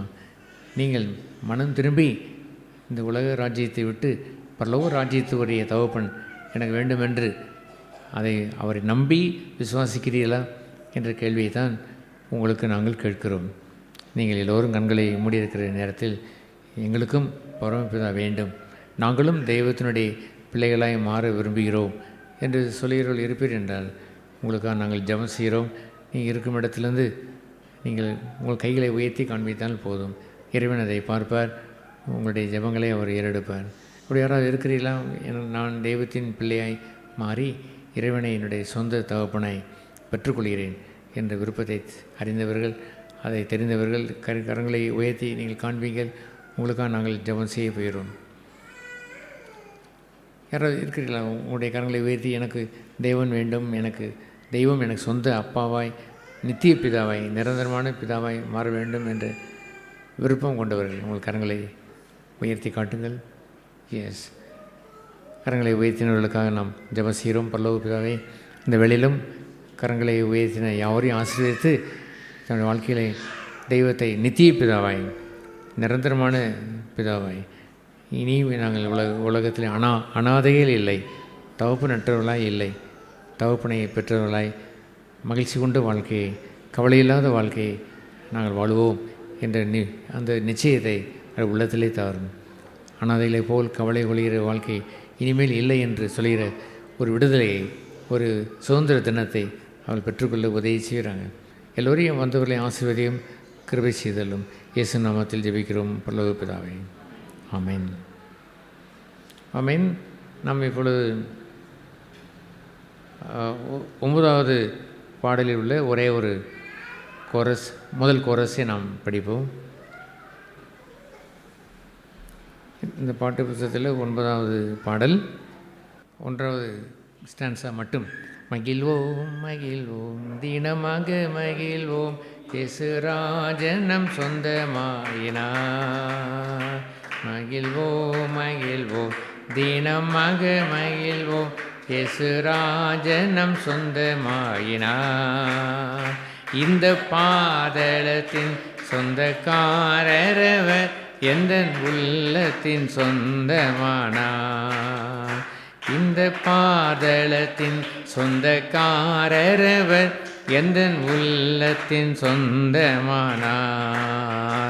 ஆனந்தமே பரமானந்தமே, இது மாபெரும் பாக்கியமே. ஆனந்தமே பரமானந்தமே, இது மாபெரும் பாக்கியமே. இந்த பாதளத்தின் சொந்தக்காரரவர், எந்த உள்ளத்தின் சொந்தமானார். இந்த பாதளத்தின் சொந்தக்காரரவர், எந்த உள்ளத்தின் சொந்தமானார். ஹல்லேலூயா. நாம் தொடர்ந்து ஒரு சாட்சியை நம்ம கேட்க போகிறோம். அந்த சாட்சி குறிப்பாக ஒரு 15 நிமிடத்திற்குள்ளாக பேசுகிற நாங்கள் வாழ்க்கையிலேருந்து பேசுகிற ஒரு அனுகூலமான அவருடைய நடைமுறை வாழ்க்கையை பேசுவார்கள். அதற்கு பேர் தான் சாட்சி என்று பெயர். அதை ஸ்டீபன் அவர்கள் எழுந்து வந்து அதை கூறுவார்கள். அவர் கூறுகின்ற சாட்சி என்னவென்று சொன்னார், நான் கர்த்தரை அறிந்து துன்மார்க்கமான வாழ்க்கையில் இருந்தேன், அதிலிருந்து விடுதலை பெற்றேன் என்று சொல்கிற சாட்சியை கேட்போம். இங்கே வந்திருக்கிற அனைவருக்கும் அன்புடன் நான் வரவேற்கிறேன். வந்திருக்கிற அனைவரை பார்ப்பதும் மிகுந்த மகிழ்ச்சி. என்னுடைய வாழ்க்கையில் நான் எப்படி தெய்வத்தை அறிந்து கொண்டேன், என் சின்ன வயசுலேயே எப்படி நான் கடவுளை சின்ன வயதில் வாலிப வயதில் எப்படி கடவுளை அறிந்து கொண்டேன் என்ற ஒரு சின்ன சாட்சியை தான் நான் பகிர்ந்து கொள்ள போகிறேன். எவ்வளவு சுருக்கமாக சொல்ல முடியுமோ அவ்வளோ சுருக்கமாக நான் சொல்கிறேன். அதாவது நான் பிறந்து வளர்ந்தது எல்லாமே ஒரு கிறிஸ்டியன் ஃபேமிலி தான். ஒரு சின்ன ஒரு கிறிஸ்தவ குடும்பம் தான். கடவுளை முதன்மைப்படுத்தி தெய்வ பயத்தை முதன்மைப்படுத்தி வாழ்கிற ஒரு ஃபேமிலியில் தான் நான் சின்ன வயசுலேருந்தே வளர்ந்தேன். ஒரு டிசிப்ளின்டாக வளர்ந்த ஒரு இடத்துல தான் நான் இருந்தேன். நானும் டிசிப்ளினில் தான் வளர்ந்து வந்துட்டு இருந்தேன். ஆனால் எந்த இடத்துலையுமே நான் யார் கடவுள் யார், தெய்வம் யார், அவர் கூட இருக்கிற உறவு அப்படின்ற ஒரு இடத்துல நான் ஒரு துளி அளவு கூட நான் இருந்ததே கிடையாது. எல்லாமே கடமைக்கு, இல்லை எல்லோரும் சடங்காச்சாரமாக எங்கள் வீட்டில் போகிறாங்க, நானும் போகிறேன். எல்லோரும் பைபிள் படிக்கிறாங்க, நான் பைபிள் படிக்கிறேன். அப்படி ப்ரேயர் பண்ண சொல்கிறாங்க, ப்ரேயர் பண்ணுறேன் அப்படின்னு சொல்லி ஒரு கிறிஸ்தவ டிசிப்ளினில் நான் இருந்தேனே தவிர, கடவுளை அறிஞ்சு அவர் கூட ஒரு உறவு கொள்கிற ஒரு இடத்துல நான் இல்லை. அது எனக்கு தெரியவும் தெரியாது. அப்படி இருக்க முடியும் அப்படின்றதெல்லாம் தெரியாது. இதெல்லாம் வாழ்கிறதெல்லாம் ஏதோ வயசானவங்க தான் இந்த மாதிரி வயதான பிறகு தான் இந்த மாதிரி ஆன்மீகம், இல்லை இந்த மாதிரி கடவுள் பயம், தெய்வ பக்தியில் வாழ்கிற ஒரு வாழ்க்கை, இதெல்லாம் வயதானதுக்கப்புறம் பார்த்துக்கலாம் அப்படின்ற ஒரு எண்ணம். அப்படி தான் இருக்கணும் போல். நம்ம எல்லோரும் சுற்றி பார்க்குறேன், எல்லாம் என் ஸ்டேஜில் உள்ள பசங்க எல்லாருமே ஜாலியாக இருக்கிறாங்க, ஹாப்பியாக இருக்கிறாங்க. அப்படின்ற ஒரு நோக்கம்தான், அதுதான் வாழ்க்கையில் சந்தோஷம் அப்படின்னு சொல்லி அதை நான் பெரிதாக எடுத்துக்கொள்ளவும் இல்லை, அதை நான் பெரிதாக நம்பினேனான்னு கூட தெரியல. ஆனால் என் போக்கிலே தான் நான் வாழ்ந்துட்டு இருந்தேன். இப்படியே போகும் பொழுது ஞானம்ன்றது ஒரு அழகான ஒரு காரியம். எல்லாரையுமே, இந்த உலகத்தில் இருக்க எல்லாரையுமே ஞானம் அழைக்குது. ஞானம் வீதிகளிலேருந்து அழைக்குதுன்னு சொல்லி பைபிளில் வசனம் இருக்குது. அதாவது வீதிகளில் என்னென்னா, ஒரு ஃபங்க்ஷனுக்கு போகிறத காட்டிலும் ஒரு துக்க வீட்டுக்கு போகிறது நல்லதுன்னு சொல்லி பைபிளில் இருக்குது. அப்போ துக்க வீட்டில் போகிறப்ப, துக்க வீடுனா ஒருத்தவங்க மரித்ததுக்கப்புறம் அங்கே போகிற அந்த ஃபியூனரல், அந்த இடத்துல போகிறப்ப ஒரு ஞானம் வெளிப்படுது. வாழ்க்கை என்பதற்கான அர்த்தம் என்ன, நம்ம எதுக்காக வாழ்ந்தோம். இந்த சிலரை பார்த்தா சின்ன வயசுலேயே மரித்து போகிறாங்க, திடீர்னு நல்லதாக இருந்தாங்க, திடீர்னு மரித்து போயிட்டாங்கன்னு சொல்கிறாங்க. அப்போ அது வரைக்கும் அவங்க என்னத்தெல்லாம் சேர்த்து வச்சாங்க, எதை கொண்டு போனாங்கன்னு பார்த்தா ஒன்றும் கொண்டு வரல. என்ன சேர்த்து வச்சாலும் அவங்க ஒன்றுத்தையும் கொண்டு போகிறது இல்லை.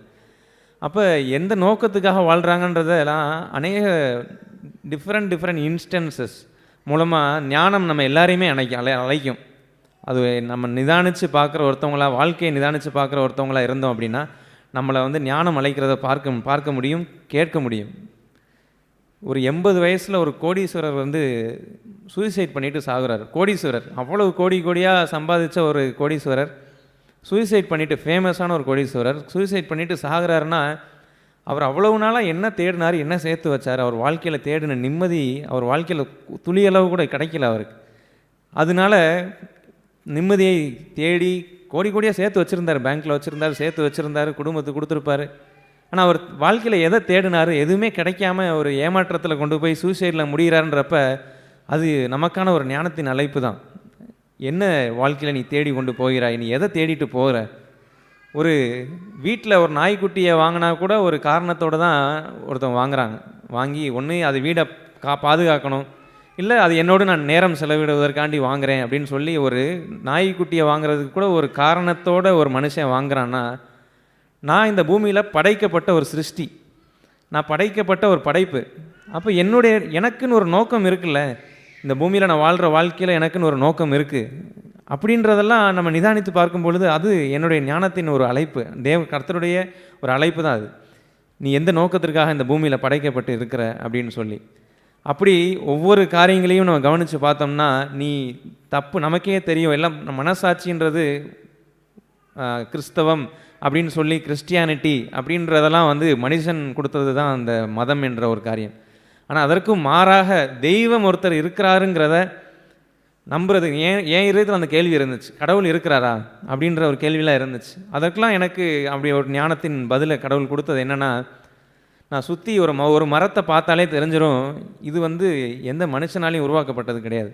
என்னையவே நான் பார்த்தாலே தெரிஞ்சிடும், நான் ஒரு மனுஷனால் படைக்கப்பட்டவன் இல்லை. ஒரு வயிற்றில் ஒரு குழந்தை உருவாகி ஒரு 10 மாதம் கழித்து அழகாக என் கை, விரல்கள், கால்கள் எல்லாம் படைக்கப்பட்டு வெளியே வரேன். நான் இப்போ கையை தூக்குறேன், இறக்குறேன். இந்த மாதிரி காரியங்கள்லாம் எந்த மனுஷனால் படைக்க முடியும்?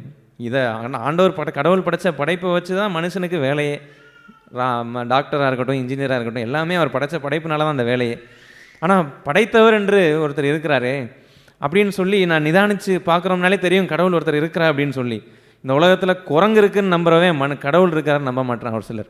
அப்போ ஒரு குரங்குலேருந்து மனுஷன் வந்தான்னு சொல்லி தன்னையவே ஏமாற்றி கொள்வது. இன்னொன்று பிக் பேங் தியரி அப்படின்னு சொல்லுவார்கள். ஏதோ ஒன்று வெடித்ததாம், சிதறியதாம், திடீர்னு பார்த்தா அதுலேருந்து ஒரு உலகம் உருவாயிருச்சான் அப்படின்னு சொல்லி தங்களையே ஏமாற்றி கொள்ளக்கூடிய கருத்துக்களையும் வைத்து வாழக்கூடியவர்களும் இருக்கிறாங்க.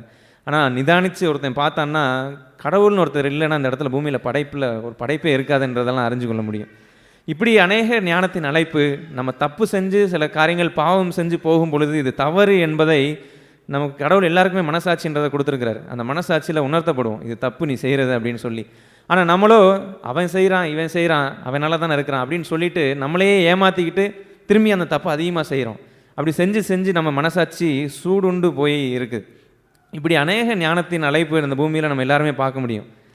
இப்படிப்பட்ட அழைப்புகளை நான் சபையில் நான் சர்ச்சில் தான் இருந்தேன் சின்ன வயசுலேருந்து. டிசிப்ளினில் வளர்ந்தாலும் நான் இந்த ஞானத்தின் அழைப்புகள் எல்லாத்தையுமே நான் தட்டி கழிச்சிக்கிட்டே தான் இருந்தேன். எதையுமே நான் ஒப்பு கொடுக்கவே இல்லை. எந்த ஒரு ஞானத்தின் அழைப்புக்கும் நான் ஒப்பு கொடுத்து ஆமாம்ல அப்படின்னு சொல்லி நான் யோசிச்சே பார்க்கல. இல்லை இதுதான் சந்தோஷம், நான் போகிற பாதை தான் நல்லது, நான் போனால் இப்படி இருந்தால் தான் நல்லா இருக்க முடியும் அப்படின்னு சொல்லி பாவ வாழ்க்கையில் என்னை நான் ஒப்பு கொடுத்து நான் வாழ ஆரம்பித்து விட்டேன் என்னுடைய கல்லூரி நாட்களில். அப்போ என்னுடைய ஒரு கிட்டத்தட்ட ஒரு 10 வருஷம் 11 வருஷம் இருக்கும் என்று எண்ணுகிறேன். அரௌண்ட் 10 years பேக், 10 வருடத்துக்கு முன்பாக என் வாழ்க்கையில் இந்த ஞானத்தின் அழைப்பெல்லாம் தட்டி கழிச்ச எனக்கு ஒரு பெரிய ஒரு ஒரு ஒரு பயங்கரமான ஒரு சூழ்நிலையில் நான் சிக்கி மாட்டிக்கிட்டு என்ன பண்ணுறதுனே தெரியல, ஒரு பிரச்சனையில் மாட்டிக்கிட்டேன். அப்போ அந்த சூழ்நிலையில் எனக்கு உண்மையிலே நான் அன்றைக்கி எனக்கு இந்த பிரச்சனை யார்கிட்ட சொன்னாலும் இதுக்கு தீர்வு கிடையாதுன்னு தெரியும், இதை நான் யார்கிட்ட போய் சொல்கிறதுன்னு தெரியல. அப்போ உண்மையிலே ரொம்ப பாரமாக என்ன பண்ணுறதுனே தெரியல. அப்படி நான் ரூமில் ஒரு நாள் உட்காந்துருக்கும் போது பைபிள் எனக்கு முன்பாக இருந்துச்சு. அப்போ அந்த பைபிள் எடுத்து அன்றைக்கி தான் உண்மையிலே ஒரு தேவையோட கடவுள் இருக்காரா, ஒருவேளை என்கிட்ட பேசுவாரா அப்படின்னு பார்ப்போமே அப்படின்னு சொல்லிட்டு நான் வேதத்தை எடுத்தேன். சண்டே கிளாஸில் அடிக்கடி நீதிமொழிகளை குறித்து நான் கேட்டதுனால நீதிமொழியின் புஸ்தகத்தை நான் அப்படியே எடுத்து 1வது அதிகாரத்துலேருந்து படிக்க ஆரம்பிக்கும் போது அங்கே கடவுள் பேச ஆரம்பித்ததை என்னால் உணர முடிஞ்சிச்சு. நீதிமொழிகள் 1வது அதிகாரத்தில் ஞானத்தின் அழைப்பை குறித்து எல்லாத்தையும் இப்போ படிக்க நேரம் இல்லை. அதில் 20வது வசனத்திலேருந்து நான் படிக்கும்போதோ ஞானமானது உன்னை கூப்பிடுது, அது சத்தத்தை உயர்த்தி கூப்பிடுது. அப்போ நான் எத்தனை தடவை நான் ரிஜெக்ட் பண்ணியிருக்கேன். அதெல்லாம் இல்லை, நான் வாழ்கிறதான் வாழ்க்கைன்னு சொல்லி எதையுமே நான் ஏற்றுக்கொள்கிறதுக்கு ரெடியாக இல்லை, நான் மாறுறதுக்கு ரெடியாகவே இல்லை. அதனால நான் எப்படி இருப்பேனோ அப்படி தான் இருப்பேன்னு நான் வாழ்ந்துட்டு இருந்த இடத்துல கொண்டு போய் விட்டது தான் அந்த பாதை, ஒரு அழிவின் பாதையில் முட்டில் போய் நின்றேன். என் வாழ்க்கையை கூட நான் மறிச்சிருக்க முடியும் அந்த இடத்துல. ஆனால் அந்த இடத்துல ஞானத்தின் அழைப்பை நான் எத்தனை தடவை நான் ரிஜெக்ட் பண்ணல. அப்போ அது எல்லாம் உனக்கு ஒரு ஆபத்து காலம் வரும் அப்படின்னு சொல்லி என்பதை என் வாழ்க்கையில் அப்படியே நான் என்ன ப்ராக்டிக்கலாக பார்த்துட்டு இருக்கிறேனோ அது என் சூழ்நிலையாக நின்றுட்டு இருந்துச்சு. நீ என்னை நான் ரிஜெக்ட் பண்ண, அப்போ உனக்கு ஒரு நாள் ஆபத்து காலம் வரும். எதுவுமே உடனே வராது. ஆண்டவர் என்றைக்குமே உடனே தண்டிக்கிறது இல்லை.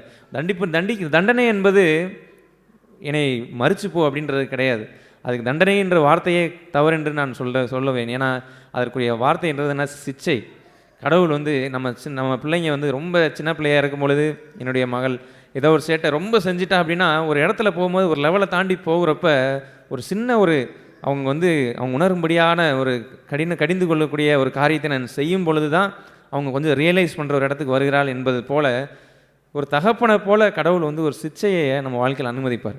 நான் வேண்டாம் தடுத்து ஒரு பவுண்டரி வச்சுருப்பார். ஒரு பவுண்டரியை தாண்டும் பொழுதோ இதுக்கு மேலே நீ போனேன்னா உனக்கு அழிவு ஏற்பட்டுரும், அதனால் இந்த இடத்துல உனக்கு ஒரு சிச்சை தேவை அப்படின்னு சொல்லி கர்த்தர் ஒரு சிச்சையை அனுமதிப்பார். அப்படி தான் இந்த 1ஆம் அதிகாரத்தை படிக்கும் பொழுது எனக்கு லெஃப்ட் ரைட் வாங்கின மாதிரி இருந்துச்சு. கடவுள் எத்தனை தடவை நான் உன்னை வான் பண்ணேன், நீ அந்த வார்னிங் எல்லாத்தையுமே நீ தவிர்த்துட்டு உன்னை இஷ்டப்படி வாழ்ந்ததை இப்போ உனக்கு ஒரு ஆபத்து காலம் வந்துருச்சு அப்படின்னு சொல்கிறத நான் படிச்சுட்டு அப்போ இன்னும் கொஞ்சம் எனக்கு இதயத்தில் பெரிய பாரமாக இருந்துச்சு. அப்போது தொடர்ந்து படித்து போகிறப்ப நீதிமொழிகள் 3வது அதிகாரத்தில் ஒரு 2 வசனம் படித்த உடனே இன்றைக்கி நம்ம கேட்ட செய்தி தான் ஆக்சுவலாக அதற்குரிய சாராம்சம் தான் அது.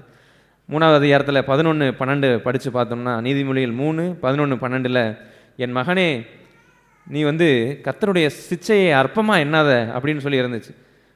அவர் கடிந்து கொள்றதை நீ புறக்கணிக்காத, அதை அற்பமாக எண்ணாத. ஏன்னா கடவுள் யாரை அன்பு கூறுகிறாரோ அவனை தான் அவர் சிச்சிப்பார். ஒரு தகப்பன் தன் மகனை ரொம்ப விரும்புகிற ஒரு மகனை, என்னை மகன் கெட்டு போயிடக்கூடாதுன்னு நினைக்கிற ஒரு மகனை ஒரு தகப்பன் எப்படி சிச்சிக்கிறாரோ அந்த மாதிரி தான் கடவுள் உன்னை சிச்சிக்கிறார் அப்படின்னு சொல்லி இந்த வசனத்தை நான் படித்தேனே இல்லையோ என் இதயத்தில் அவ்வளவு பேரானந்தம், அவ்வளவு சந்தோஷம் எனக்குள்ளார பொங்கி என்னன்னா என் சூழ்நிலையெல்லாம் மாறலை, நான் இருந்த பிரச்சனையெல்லாம் முடியலை. ஆனால் எனக்குள்ளார என்ன சந்தோஷம் அப்படின்னா என்னை நேசிக்கிறதுக்கு ஒரு அப்பா இருக்காரா, எனக்கான ஒரு தகப்பன், பூமிக்குரிய தகப்பன்லாம் இருந்தார். ஆனால் அதை தாண்டி என்னை படைத்த ஒரு படைப்பாளி, என்னை படைத்த ஒரு கடவுள் என்னுடைய தகப்பனை போல் எந்த மகனை ரொம்ப நேசித்து சிச்சிப்பாங்களோ அந்த மாதிரி தான் என்னை நேசித்து தான் இந்த சிச்சையின் பாதையில் என்னை கடவுள் நடத்துகிறாரா அப்படின்னு சொல்லி எங்கேருந்து வந்துச்சுனே தெரியல. அந்த சமாதானம் அவ்வளோ ஹாப்பி, எனக்குள்ளார ரொம்ப சந்தோஷம் ஆயிடுச்சு.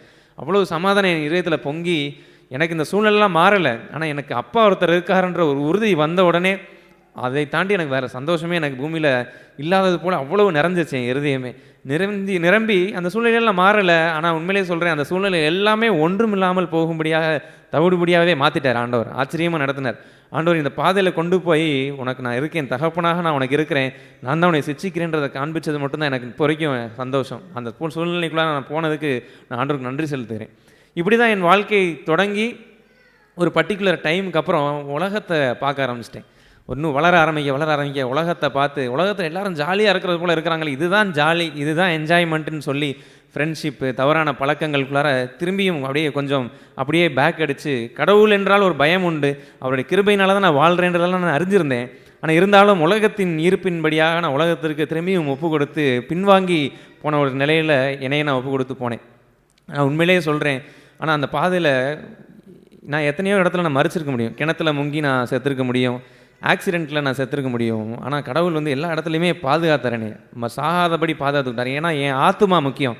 நான் இங்கே எப்படி வாழ்ந்து மறிக்கிறேன்றது இல்லை, நான் வாழ்ந்ததுக்கப்புறம் என் ஆத்துமா எங்கே போகுது, நான் நரகத்துக்கு நேராக போய் கொண்டு இருந்தேன்.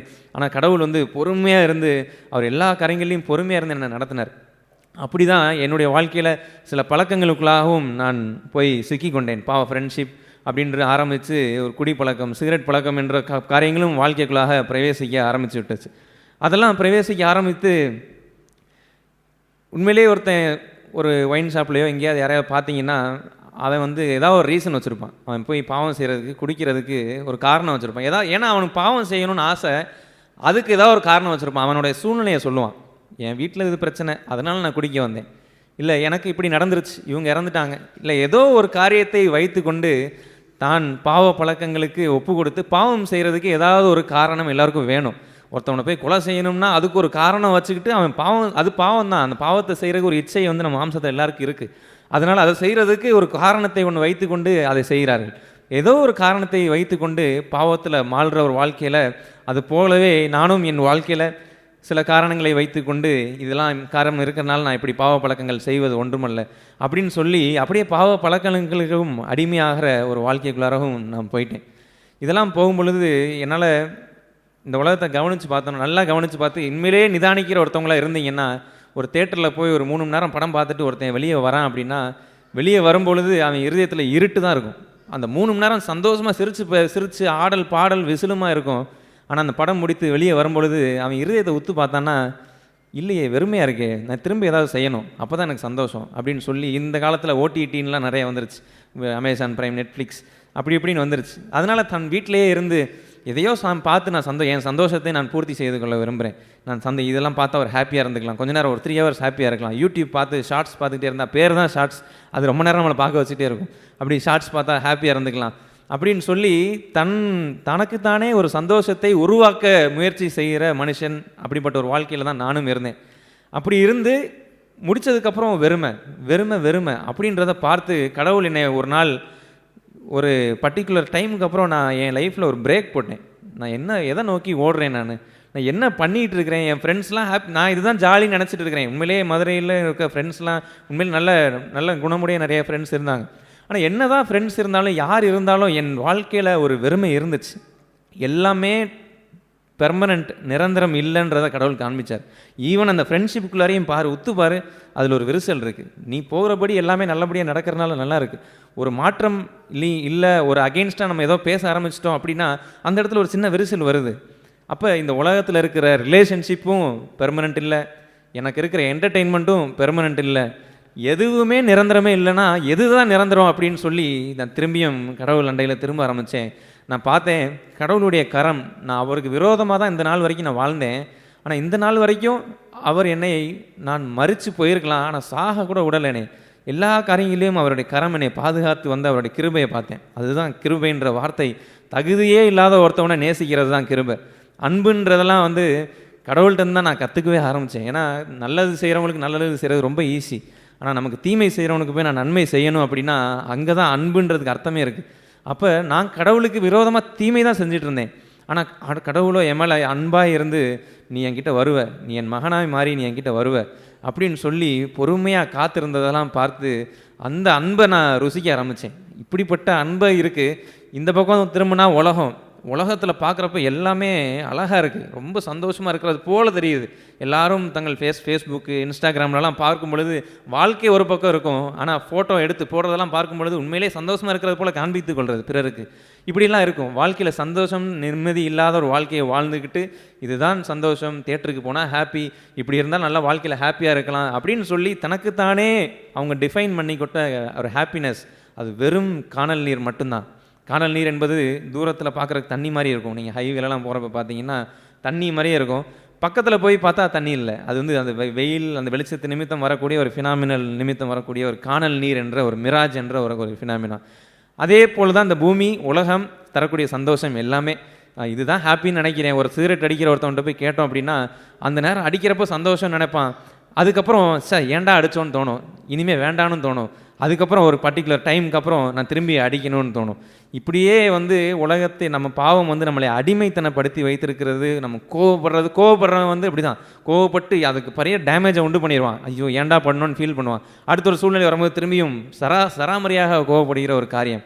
இப்படியே பாவ பழக்கங்கள் எல்லாமே நம்மளை அடிமைத்தனப்படுத்தியும் நாம் தேடுகிற அந்த சந்தோஷத்தையும் நிம்மதியும் நமக்கு தராது. நம்ம இருக்கிற எல்லாத்தையும் பிடுங்கிட்டு போய் அடிமைத்தனத்தில் தான் வாழ வச்சுருக்கோம். அப்படி தான் நான் 2 பக்கமாக லைஃப்பை பார்த்தேன். ஒரு பக்கம் திரும்புகிறேன், எல்லாமே டெம்பரரியாக இருக்குது. நிரந்தரமான ஒரு வாழ்க்கைன்றதே நிரந்தரமான சந்தோஷங்கிறது ஒன்றுமே இல்லை. சமாதானங்கிறது துளி அளவு கூட கிடையாது. ஆனால் இந்த பக்கம் திரும்புகிறேன், என்னுடைய கடவுள், என்னுடைய படைப்பாளி, இன்றைக்கி கேட்டது மாதிரி என்னுடைய தகப்பன், என்னை படைத்தவர் வந்து நான் அவரை ஏற்றுக்கொள்ளும் பொழுது நான் அவர் கடவுள் வந்து எனக்கு சொந்த அப்பாவாக மாறுறாரு. அப்போ என்னுடைய அப்பா என் மேலே பொறுமையாக இருக்கிறாரு, சிக்ஷிக்கிறாரு, ஆனால் பொறுமையாக இருக்கிறாரு. நான் வந்து என்றைக்கோ செத்து போயிருந்துருக்கலாம், செத்து போகாதபடி பாதுகாத்து இருந்தார். அப்படி பாதுகாத்து தீமை செய்கிற எனக்கோ நன்மை செஞ்சுட்டே இருந்தாரா. அந்த அன்பை நான் பார்க்க என்னால் அதுக்கு மேலே என்னால் கண்ட்ரோல் பண்ணவே முடியல. ஏன்னா லைஃப்பில் அப்போ தான் நான் பிரேக் போட்டேன். அது வரைக்கும் எல்லாரும் ஓடுறாங்க, நானும் ஓடுறேன். இவங்க என் ஃப்ரெண்ட்ஸ் இப்படி இருக்கான், அவன் இப்படி இருக்கான்னு மனுஷனை பார்த்துக்கிட்டே ஓடிக்கிட்டு இருந்தேன். ஆனால் அன்றைக்கி நான் உண்மையில லைஃப்பில் பிரேக் போட்டு எல்லாத்தையுமே ஒன்று ஒன்றா பார்த்தேன். சம்பாதிச்சுட்டு தான் இருந்தேன். அந்த டைமில் நான் வேலையை சம்பாதிச்சு கொண்டு இருந்த நாட்களும் கூட பணம் ஒன்று வரும் பொழுது ஒரு ஹைக்குன்னு சொல்லுவாங்க, ஒரு சம்பள உயர்வு என்று வருதுன்னா அடுத்து ஒரு சம்பள உயர்வுக்காண்டி காத்திருக்கிறோம். ஒன்று வருது, வந்த உடனே ஒரு சந்தோஷம் அந்த நேரத்தில் ஒன்று கிடைக்கிது. அதுக்கப்புறம் திரும்ப அடுத்த சம்பள உயர்வு எனக்கு எப்போ வரும் அப்படின்னு சொல்லிட்டு நான் அதை நோக்கி வெயிட் பண்ணிகிட்டே இருக்கிறேன். அப்போ நான் என்ன தேடுறேனோ அது இந்த பணத்துலேயும் கிடையாது, நான் பண்ணுற எதுலேயுமே கிடையாது. அது திரும்பி என்னை தேட வச்சுக்கிட்டு தான் இருக்குது. திரும்ப என்னை ஓட வச்சு என் லைஃப்பை டயர்டாக்கிட்டு தான் இருக்குது. அப்போ நான் உண்மையிலே எது என் இருதயத்தில் வந்தால் சந்தோஷம் என்பதை அப்போது தான் லைஃப்பில் பிரேக் போட்டு எல்லாத்தையும் விட்டு நான் இங்கிட்டு திரும்பினேன். கடவுள் பக்கம் திரும்பினேன், தெய்வத்தை பார்த்தேன். அவர் என்னை நேசிச்சுக்கிட்டே இருக்கிறாரு. எனக்கு 2000 வருஷத்துக்கு முன்பாக இயேசு கிறிஸ்து இந்த பூமிக்கு வந்தது ஒரு புராணம்லாம் கிடையாது. நம்ம பிறந்த தேதியை சொல்கிறது, எந்த வருடத்தில் பிறந்தோன்னு சொல்கிறதே வந்து இயேசு கிறிஸ்து இந்த பூமியில் வந்துட்டு போனதை வச்சு தான் அந்த இயர் கேல்குலேஷனே. இப்போ 2025 என்றால் இயேசு கிறிஸ்து வந்து ஆஃப்டர் ஏடி என்று சொல்லுவார்கள். அப்போது கிறிஸ்து வந்துட்டு போனதுக்கு அப்புறத்தை வச்சு தான் இந்த ஏரே இருக்குது. அப்போ அப்படிப்பட்ட சரித்திரமே சொல்லுது கிறிஸ்து பூமிக்குள்ளே வந்தது. அப்படிப்பட்ட ஒரு முக்கிய நபராக இயேசு கிறிஸ்து இருக்கிறத வச்சு தான் இந்த 1995 2025 இப்படின்ற இயர் எல்லாமே வந்து ஆஃப்டர் கிறிஸ்துவுக்கு அப்புறம் வந்த ஒரு காரியத்தை வச்சு தான் இயர் இருக்குது. அப்போ 2000 வருஷத்துக்கு முன்பாக உலகத்திற்காக மரித்தாருன்னு சொல்லி டிவியில் பார்க்குறது ஈஸியாக இருந்துச்சு.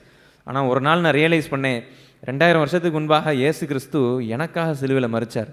நான் செஞ்ச பாவத்துக்காக சிலுவையில் மரித்தார். நான் எவ்வளோ பாவம் செஞ்சு கடவுளை விட்டு விலகி போயிட்டேன். என் இதயத்தில் எவ்வளோ பொய், எவ்வளோ பித்தலாட்டம், எவ்வளோ தீமையான பழக்கங்கள், எத்தனையோ செஞ்சு கடவுளை விட்டு தூரம் போயிட்டேன். ஆனால் இப்படிப்பட்ட துரோகிக்காக தான் அவர் சிலுவையில் எனக்காக ரத்தம் சிந்தினார் 2000 வருஷத்துக்கு முன்பாக. எப்படி நான் போய் எந்த பரிகாரம் செய்யணும்னா கிடையாது. ஏன்ட்டு ஒரு பரிகாரத்தையும் அவர் எதிர்பார்க்கல. நான் போய் என்னைவே அடிச்சு கொள்ளணும்னு அவர் எதிர்பார்க்கல. நீ வெறுங்காலில் நடன்னு சொல்லலை, நீ போய் தீ மிதித்து நடன்னு நீ சொல்லலை. அவர் எனக்காக சிலுவையில் ரத்தம் சிந்தினார். அவர் எனக்காக அடிபட்டார், பாடுபட்டார். ஏன்னா தெய்வம், நீ செஞ்ச பாவத்திற்கு தண்டனை உண்டு, கண்டிப்பாக தண்டனை உண்டு. ஏன்னா அவர் நீதியுள்ள தேவன். ஆனால் அந்த தண்டனையை நான் ஏற்றுக்கொள்கிறேன்னு சொல்லி இந்த பூமியில் 2000 வருஷத்துக்கு முன்பாக பிறந்து 33 ஆண்டு காலம் இந்த பூமியில் நமக்காகவே எக்ஸாம்பிளாக வாழ்ந்து மரித்தார். மரித்தது மாத்திரம் இல்லை, அவர் 3ஆம் நாள் உயிர்த்தோடு எழுந்தார். உயிர்த்தோடு எழுந்த அந்த நம்முடைய ஆண்டவர், அவர் எழுந்ததுனால தான் நான் இப்போ நீதிமானா உங்கள் முன்னாடி நின்று நான் பேச முடியுது. ஏன்னா நான் பாவியாக இருந்தேன், ஆனால் என் பாவத்தை எல்லாமே அவருடைய ரத்தம் எல்லா பாவத்தையும் நீக்கி சுத்திகரித்து ஒரு புதிய மனுஷனாய் மாற்றி ஒரு புதிய வாழ்க்கையை தந்தாரா. அன்றைக்கி தான் என் வாழ்க்கையில் சமாதானம்னா என்னன்ற ஒரு அர்த்தமே எனக்கு தெரிஞ்சிச்சு. என் வாழ்க்கையில் இது வரைக்கும் நான் தேடினது எல்லாமே குப்பை. எல்லாம் வச்சுருந்தேன், எல்லாம் இருந்தாலும், பணம் சம்பாதிச்சிருந்தாலும் சரி, என்னென்ன பழக்கங்கள் வச்சுருந்தாலும் சரி, என்ன ஃப்ரெண்ட்ஷிப் இருந்தாலும் சரி, எல்லாமே எனக்கு நிரந்தரமற்ற ஒரு சந்தோஷத்தை கொடுத்து டெம்பரரி ஹாப்பினஸ் கொடுத்துச்சே தவிர்த்து ஒரு உண்மையான சமாதானத்தை தரலை. நான் என்றைக்கு நான் இயேசு கிறிஸ்துவை என் இருதயத்தில் நான் ஏற்றுக்கொண்டேனோ, இயேசுவே நான் பாவி, எனக்காக நீங்கள் மரிச்சிங்கன்றதை நான் பைபிளில் படிக்கிறேன், சபையில் கேட்டேன், என் இருதயத்தில் வாங்கன்னு சொல்லி நான் அவரை என்றைக்கு நான் இன்வைட் பண்ணேனோ, வரவேற்றேனோ, அவர் என் இருதயத்தில் பிரவேசித்தார். என் பாவத்தை எல்லாமே கழுவிட்டார். இது வரைக்கும் நீ முன்னாடி செஞ்ச பாவம் இருக்கே, அந்த ஒரு பாவத்தை கூட நான் நினைக்க மாட்டேன் அப்படின்னு சொல்லி என் பாவத்தை ஃபுல்லாக கழுவி ஒரு புது மனுஷனாக என்னை மாற்றி புதிய வாழ்க்கையை தந்து, நீ பண்ண ஒரு பாவத்தை கூட நான் நினைக்க கூட மாட்டேன்னு சொன்னார். அது சொல்கிறது இல்லை, நினைக்க கூட மாட்டேன். இன்னையிலேருந்து என் பார்வையில் நீ ஒரு பாவியே செய்யாத ஒரு மனுஷன், பாவமே செய்யாத ஒரு மனுஷன், நீ ஒரு புதிய மனுஷன் என்று சொல்லி ஒரு புதிய வாழ்க்கையை தந்தார். என் இதயத்தில் இருந்த பாவமெல்லாம் கலைஞ்சு போச்சா, அன்றைக்கி தான் என் வாழ்க்கையில் அவ்வளவு சந்தோஷத்தை நான் டேஸ்ட் பண்ணேன், சமாதானத்தை டேஸ்ட் பண்ணேன். ரொம்ப பொங்கி பொங்கி வந்துச்சு. நான் எதுவுமே அதுக்கு செய்யலை, இலவசமாக தான் பெற்றுக்கொண்டேன். இப்படிப்பட்ட ஆண்டவரை நான் பெற்று இலவசமாய் பெற்ற அந்த ரட்சிப்பையும் சந்தோஷத்தையும் பிறருக்கு போய் நான் சேர்க்கணுமேன்ற பாரம் எனக்கு அவ்வளவு சந்தோஷம். ஏன்னா இதை தேடி தான் உலகமே ஓடுது. எவ்வளவு சம்பாத்தியம், எவ்வளவு வேலை, என்னென்னமோ செய்யணும்னு நினைக்கிறாங்க. ஆனால் அது எல்லாமே எதை நோக்கி ஓடுறாங்கன்னா, எனக்குள்ள அது கிடச்சா என் வாழ்க்கையில் ஒரு திருப்தி கிடச்சிரும் அப்படின்னு நினைக்கிறாங்க. இனி எவ்வளவு தேடி கோடி கோடியாக சம்பாதிச்சாலும் திருப்தி கிடைக்காது. ஆனால் ஒரு ஏழை குடிசையில் உட்காந்துருக்கிற ஒரு மனுஷன் கடவுளை கண்டுபிடிச்சிட்டான்னா, கடவுளை இதயத்தில் ஏற்றுக்கொண்டான்னா, அவனை விட ஒரு பணக்காரனோ ஒரு லட்சாதிபதியோ இந்த பூமியில் கிடையாது. ஏன்னா அப்படிப்பட்ட தெய்வம் தான் உண்மையான சமாதானத்தை நம்ம இதயத்தில் தர முடியும். அப்படிப்பட்ட சமாதானத்தின் நிம்மதியை நான் பெற்று ஒரு ஃபுல் சாட்டிஸ்ஃபேக்ஷனில் வந்துட்டேன். என்னைய சுற்றி என்ன இருக்கோ இல்லையோலாம் நான் பார்க்கவே இல்லை. கடவுள் எனக்கு வந்து கிடச்சிட்டாருன்னு சொன்ன உடனே அவ்வளவு சந்தோஷம். எனக்கு இந்த மரணத்தை குறித்து பயமே கிடையாது. நான் காரில் போகிறேன், பைக்கில் போகிறேன்னா எனக்கு ஏதோ ஆக்சிடென்ட் ஆகி செத்து போச்சு அப்படின்னா இந்த உலகத்தெல்லாம் ஐயோ அப்படிலாம் சொல்லாதீங்கன்னு சொல்லுவாங்க. அப்படிலாம் கிடையாது. நான் இன்றைக்கி போகிறப்ப ஏதோ ஒன்று கர்த்தர் பிள்ளையாக மாறினால அவர் எல்லாமே என்னை கண்ட்ரோலில் வச்சுருக்கிறார். இன்றைக்கி உனக்கு என்ன நடக்கணுன்றது அவருக்கு தெரியும். அப்போ அவர் அனுமதிக்காமல் ஒன்றுமே நடக்காது. அப்படியே நான் மறிச்சாலுமே கூட அவர் அனுமதியோடு தான் மன்னிப்பேன். மறிச்சாலும் நான் அவரோட தான் இருப்பேன். ஏன்னா இந்த சரீரம் இங்கே மண்ணோட மண்ணாக போயிடும், என் ஆத்மாவும் காக்கப்பட்டிருக்கும். நான் கடவுள் இடத்துல நான் போய் சேருவேன், விண்ணகத்தில் போய் சேருவேன், நித்தியமாக அவர் கூட வாழ போகிறேன். எவ்வளோ பெரிய ஹாப்பியான ஒரு வாழ்க்கை அது தெரியுமா? உண்மையிலே நான் அதை பெற்றதுக்கப்புறம் மரண பயம் இல்லாமல் ஒரு வாழ்க்கைன்றதை அன்றைக்கி தான் நான் லைஃப்பில் கற்றுக்கிட்டேன். இல்லைனா அந்த தன் உயிரை காத்துக்கொள்ளவும் அது நிறைய பேர் வந்து பாவம் செய்து மறிக்கும் போது தான் ரியலைஸ் பண்ணுவாங்க எவ்வளவு தப்பு பண்ணிட்டோன்னு சொல்லி. ஆனால் உண்மையிலே நான் என்னுடைய வாலிபத்தை கடவுள் கையில் நான் ஒப்பு கொடுத்ததே அதுவே ரொம்ப லேட்டுன்னு நான் யோசிப்பேன். ரொம்ப நாள் இவ்வளோ வருடங்கள் ஏன் வீணடிச்சேன்னு சொல்லி நிறையா வருந்திருக்கேன். ஆனால் நான் ஒப்பு கொடுத்ததை ஒருபோதுமே நான் வந்து இந்த வயசுலேயே நான் ஏன் கடவுள்னு சொல்லணும்லாம் யோசித்ததே கிடையாது. நான் தேடி போய் 40 வயசு 50 வயசில் கண்டுபிடிக்கிறது இல்லை. நான் என்னுடைய 23வது வயதில் நான் தெளிவாய் அறிந்து நான் கடவுள்கிட்ட ஒப்பு கொடுத்தேன்னு சொல்லி உண்மையிலே நான் சந்தோஷப்படுறேன். அப்படிப்பட்ட ஒரு வாழ்க்கை தான் கடவுள் எல்லாருக்குமாக வச்சிருக்கிறாரு. இது எனக்காக ஒரு கிடையாது, எல்லாருக்காகவும் ஆண்டவர் மரித்த ஒரு வாழ்க்கை. அவருக்கு நமக்காக தான் இந்த பூமிக்கு வந்தார், நமக்காகவே மரித்தார், நமக்காகவே உயிர் தெழுந்தார். இன்று நமக்காகவே பரிந்து பேசுகிறாக மேலே பரலோகத்தில் இருக்கிறார். நம்ம அவரை ஏற்றுக்கொண்டோம்னா நம்ம இதயத்தில் வந்து வாசம் செய்வார். நம்மளுடைய குணங்கள் எல்லாம் மாறும். எனக்கே ஆச்சரியமாக இருந்துச்சு, நானா எப்படி மாறினேன்? நான் இப்போ எந்த பழக்கங்கள்லேருந்து நான் வெளியே போகிறேன்னு அடிமைத்தனப்பட்டிருந்தேனோ அதில் நான் ஒரு நாள் கடவுள்கிட்ட போய் நான் ஜெபம் பண்ணேன். கடவுளே, என்னால் இந்த பழக்கங்களை நான் உடணும்னு எவ்வளவோ ட்ரை பண்ணியிருக்கேன், என்னால் உடவே முடியல. ஆனால் நீங்கள் குணமாக்க முடியும் என்பதை நான் வேதத்திலிருந்து அறிந்து கொண்டேன், சபையில் வார்த்தையின் மூலம் அறிந்து கொண்டேன், புஸ்தகங்கள் மூலம் அறிந்து கொண்டேன். ஆனால் நான் இன்றைக்கி நான் உங்கள் இடத்துல உரிமையாக நான் வந்து கேட்குறேன்னு சொல்லி அவர்கிட்ட விடுதலையாக பேசி நான் கேட்டேன். எனக்கு இந்த பாவ பழக்கங்கள்லேருந்து விடுதலை கொடுங்க, இந்த பழக்கத்தை நான் போக விரும்பலை, எனக்கு விருப்பம் இல்லை, ஆனால் எனக்கே அறியாமல் அந்த கண்ட்ரோல் இல்லாமல் இருக்கிறேன், எனக்கு உதவி செய்யன்னு சொல்லி நான் கேட்ட பொழுது அவர் பரலோகத்திலிருந்து அந்த வல்லமையை எனக்கு தந்தார். உண்மையிலே எப்படி நான் நோ சொல்ல ஆரம்பித்தேன்னு தெரியல. அதுக்கப்புறம் அப்படிப்பட்ட சோதனைகள்லாம் வந்துச்சு. ஆனால் சோதனை இல்லை, இதை நான் செய்ய மாட்டேன், நான் கடவுளுடைய பிள்ளை, இதை நான் செய்கிறதுக்கு நான் தகுதியற்றவன், இது பாவத்தை செய்கிறதுக்கு நான் தகுதி கிடையாது. தகுதி இல்லை என்றால் என்ன அர்த்தம் என்றால், இதை நான் செய்கிறது ஒரு பெரிய மாளிகையில் இருக்கிறவன் குப்பைக்குள்ளார போய் எதையோ பொறுக்கி சாப்பிடுவது தகுதியா? அந்த தகுதி. அப்படிப்பட்ட நான் கடவுளுடைய பிள்ளையாக இருக்கும் பொழுது இந்த பாவத்தை நான் செய்யலாமா அப்படின்னு சொல்லி அதை ரிஜெக்ட் பண்ணக்கூடிய பவரையும் கடவுளே கொடுத்தார். அவரே கூட இருந்து நடத்துகிறார். நான் ஒன்றும் பெர்ஃபெக்டாலாம் மாறலை, இந்த நாள் வரைக்கும் நான் குறையுள்ளவன் தான். ஆனால் என்னுடைய குறைகள் எல்லாம் நிறைவாய் மாற்றி மாற்றி மாற்றி என் வாழ்க்கையவே சந்தோஷமாக மாற்றி கலர்ஃபுல்லாக மீனிங்ஃபுல்லாக என் வாழ்க்கையை இந்த பூமியில் என்னோட முழு நோக்கம்லாம் தெரியாது. கடவுளுடைய நடத்துதல் எப்படின்னா, அன்னன்னைக்கு நடத்துவார். தொடர்ந்து அந்தந்த நாளைக்கு உனக்கு எப்படி நடத்தணுமோ தொடர்ந்து நடத்துவார். நடத்தி எந்த இடத்துல கொண்டு போய் சேர்க்கணுமோ அவர் சேர்த்துருவார். நான் அதை குறித்து கவலையே படுறது கிடையாது. கடவுள் எனக்குன்னு கொடுத்த வாழ்க்கையில் அவ்வளவு சந்தோஷமாக நான் இந்த பூமியில் நடக்கும்படியாக தான் வச்சுருக்கிறார். அப்படிப்பட்ட வாழ்க்கையை எனக்கு மாத்திரம் இல்லை, நீங்கள் கேட்குற யாவருக்குமே பதில் அதுதான். நீங்கள் எவ்வளோ தேடி போனாலும் நீங்கள் தேடுற பதில் தெய்வத்திட்ட தான் இருக்குது. அதை நீங்கள் என்றைக்கு இல்லை நான் ரிஜெக்ட் பண்ணிக்கிறேன், இந்த நீங்கள் தேடி போகிற இந்த சந்து வந்து முட்டு சந்து, இதில் 100 கிலோமீட்டர் நீங்கள் போகணும், ஆனால் நீங்கள் போனாலும் அது முட்டு சந்து தான். நீங்கள் தேடி போகிற பாதையே இந்த பக்கம் இருக்குன்னு யாராவது சொன்னாங்கன்னா ஞானமான ஒரு செயல் என்னென்னா, தப்பாக வந்துட்டுருக்கேன் அப்படின்னு சொல்லக்கூடியவர் யார் என்பதை பார்த்துட்டு இவர் நம்பத்தகுந்த ஒருத்தவர் தான், இது வேதம் தான் அப்படின்றதை அறிந்து நான் திரும்பி சரியான பாதையில் நான் போகும் பொழுது நான் போகிற பாதையை சென்றடைவேன். இல்லைனா நான் 100 கிலோமீட்டர் நான் போயிட்டு என்னுடைய 50வது வயசில் தான் நான் ரியலைஸ் பண்ணுவேன், சார் அன்றைக்கி கேட்டது உண்மை தான், நான் சந்தோஷம்னு இதுதான் தேடி போனேன், இதில் ஒன்றுமே இல்லையே அப்படின்னு சொல்லி நாம் அப்புறம் தான் திரும்ப ஒரு இடத்துல நாட்களை வீணடித்த ஒரு இடத்துல போய் நம்ம மாட்டிக்காதபடி ஞானத்தின் குரலை கேட்டு அதை நம்பி கடவுளிடத்தில் திரும்புங்க. உண்மையிலே சொல்கிறேன், ரெக்ரெட் பண்ணவே மாட்டீங்க. ரெக்ரெட்னால் என்னென்னா ஏன்டா வந்தோம் அப்படின்னு நினைக்கவே மாட்டோம். ஏன்னா கடவுள் இருக்கிற ஒரு வாழ்க்கை சூழ்நிலைகள் தாறுமாறாக இருக்கும், தாறுமாறாக கூட இருக்கலாம். ஏன்னா கடவுள் அனுமதித்து தான் நடத்துவார். ஏன்னா அவருடைய பிள்ளைகள் எல்லாமே அவர் அனுமதி இல்லாமல் எதுவுமே நடக்காது.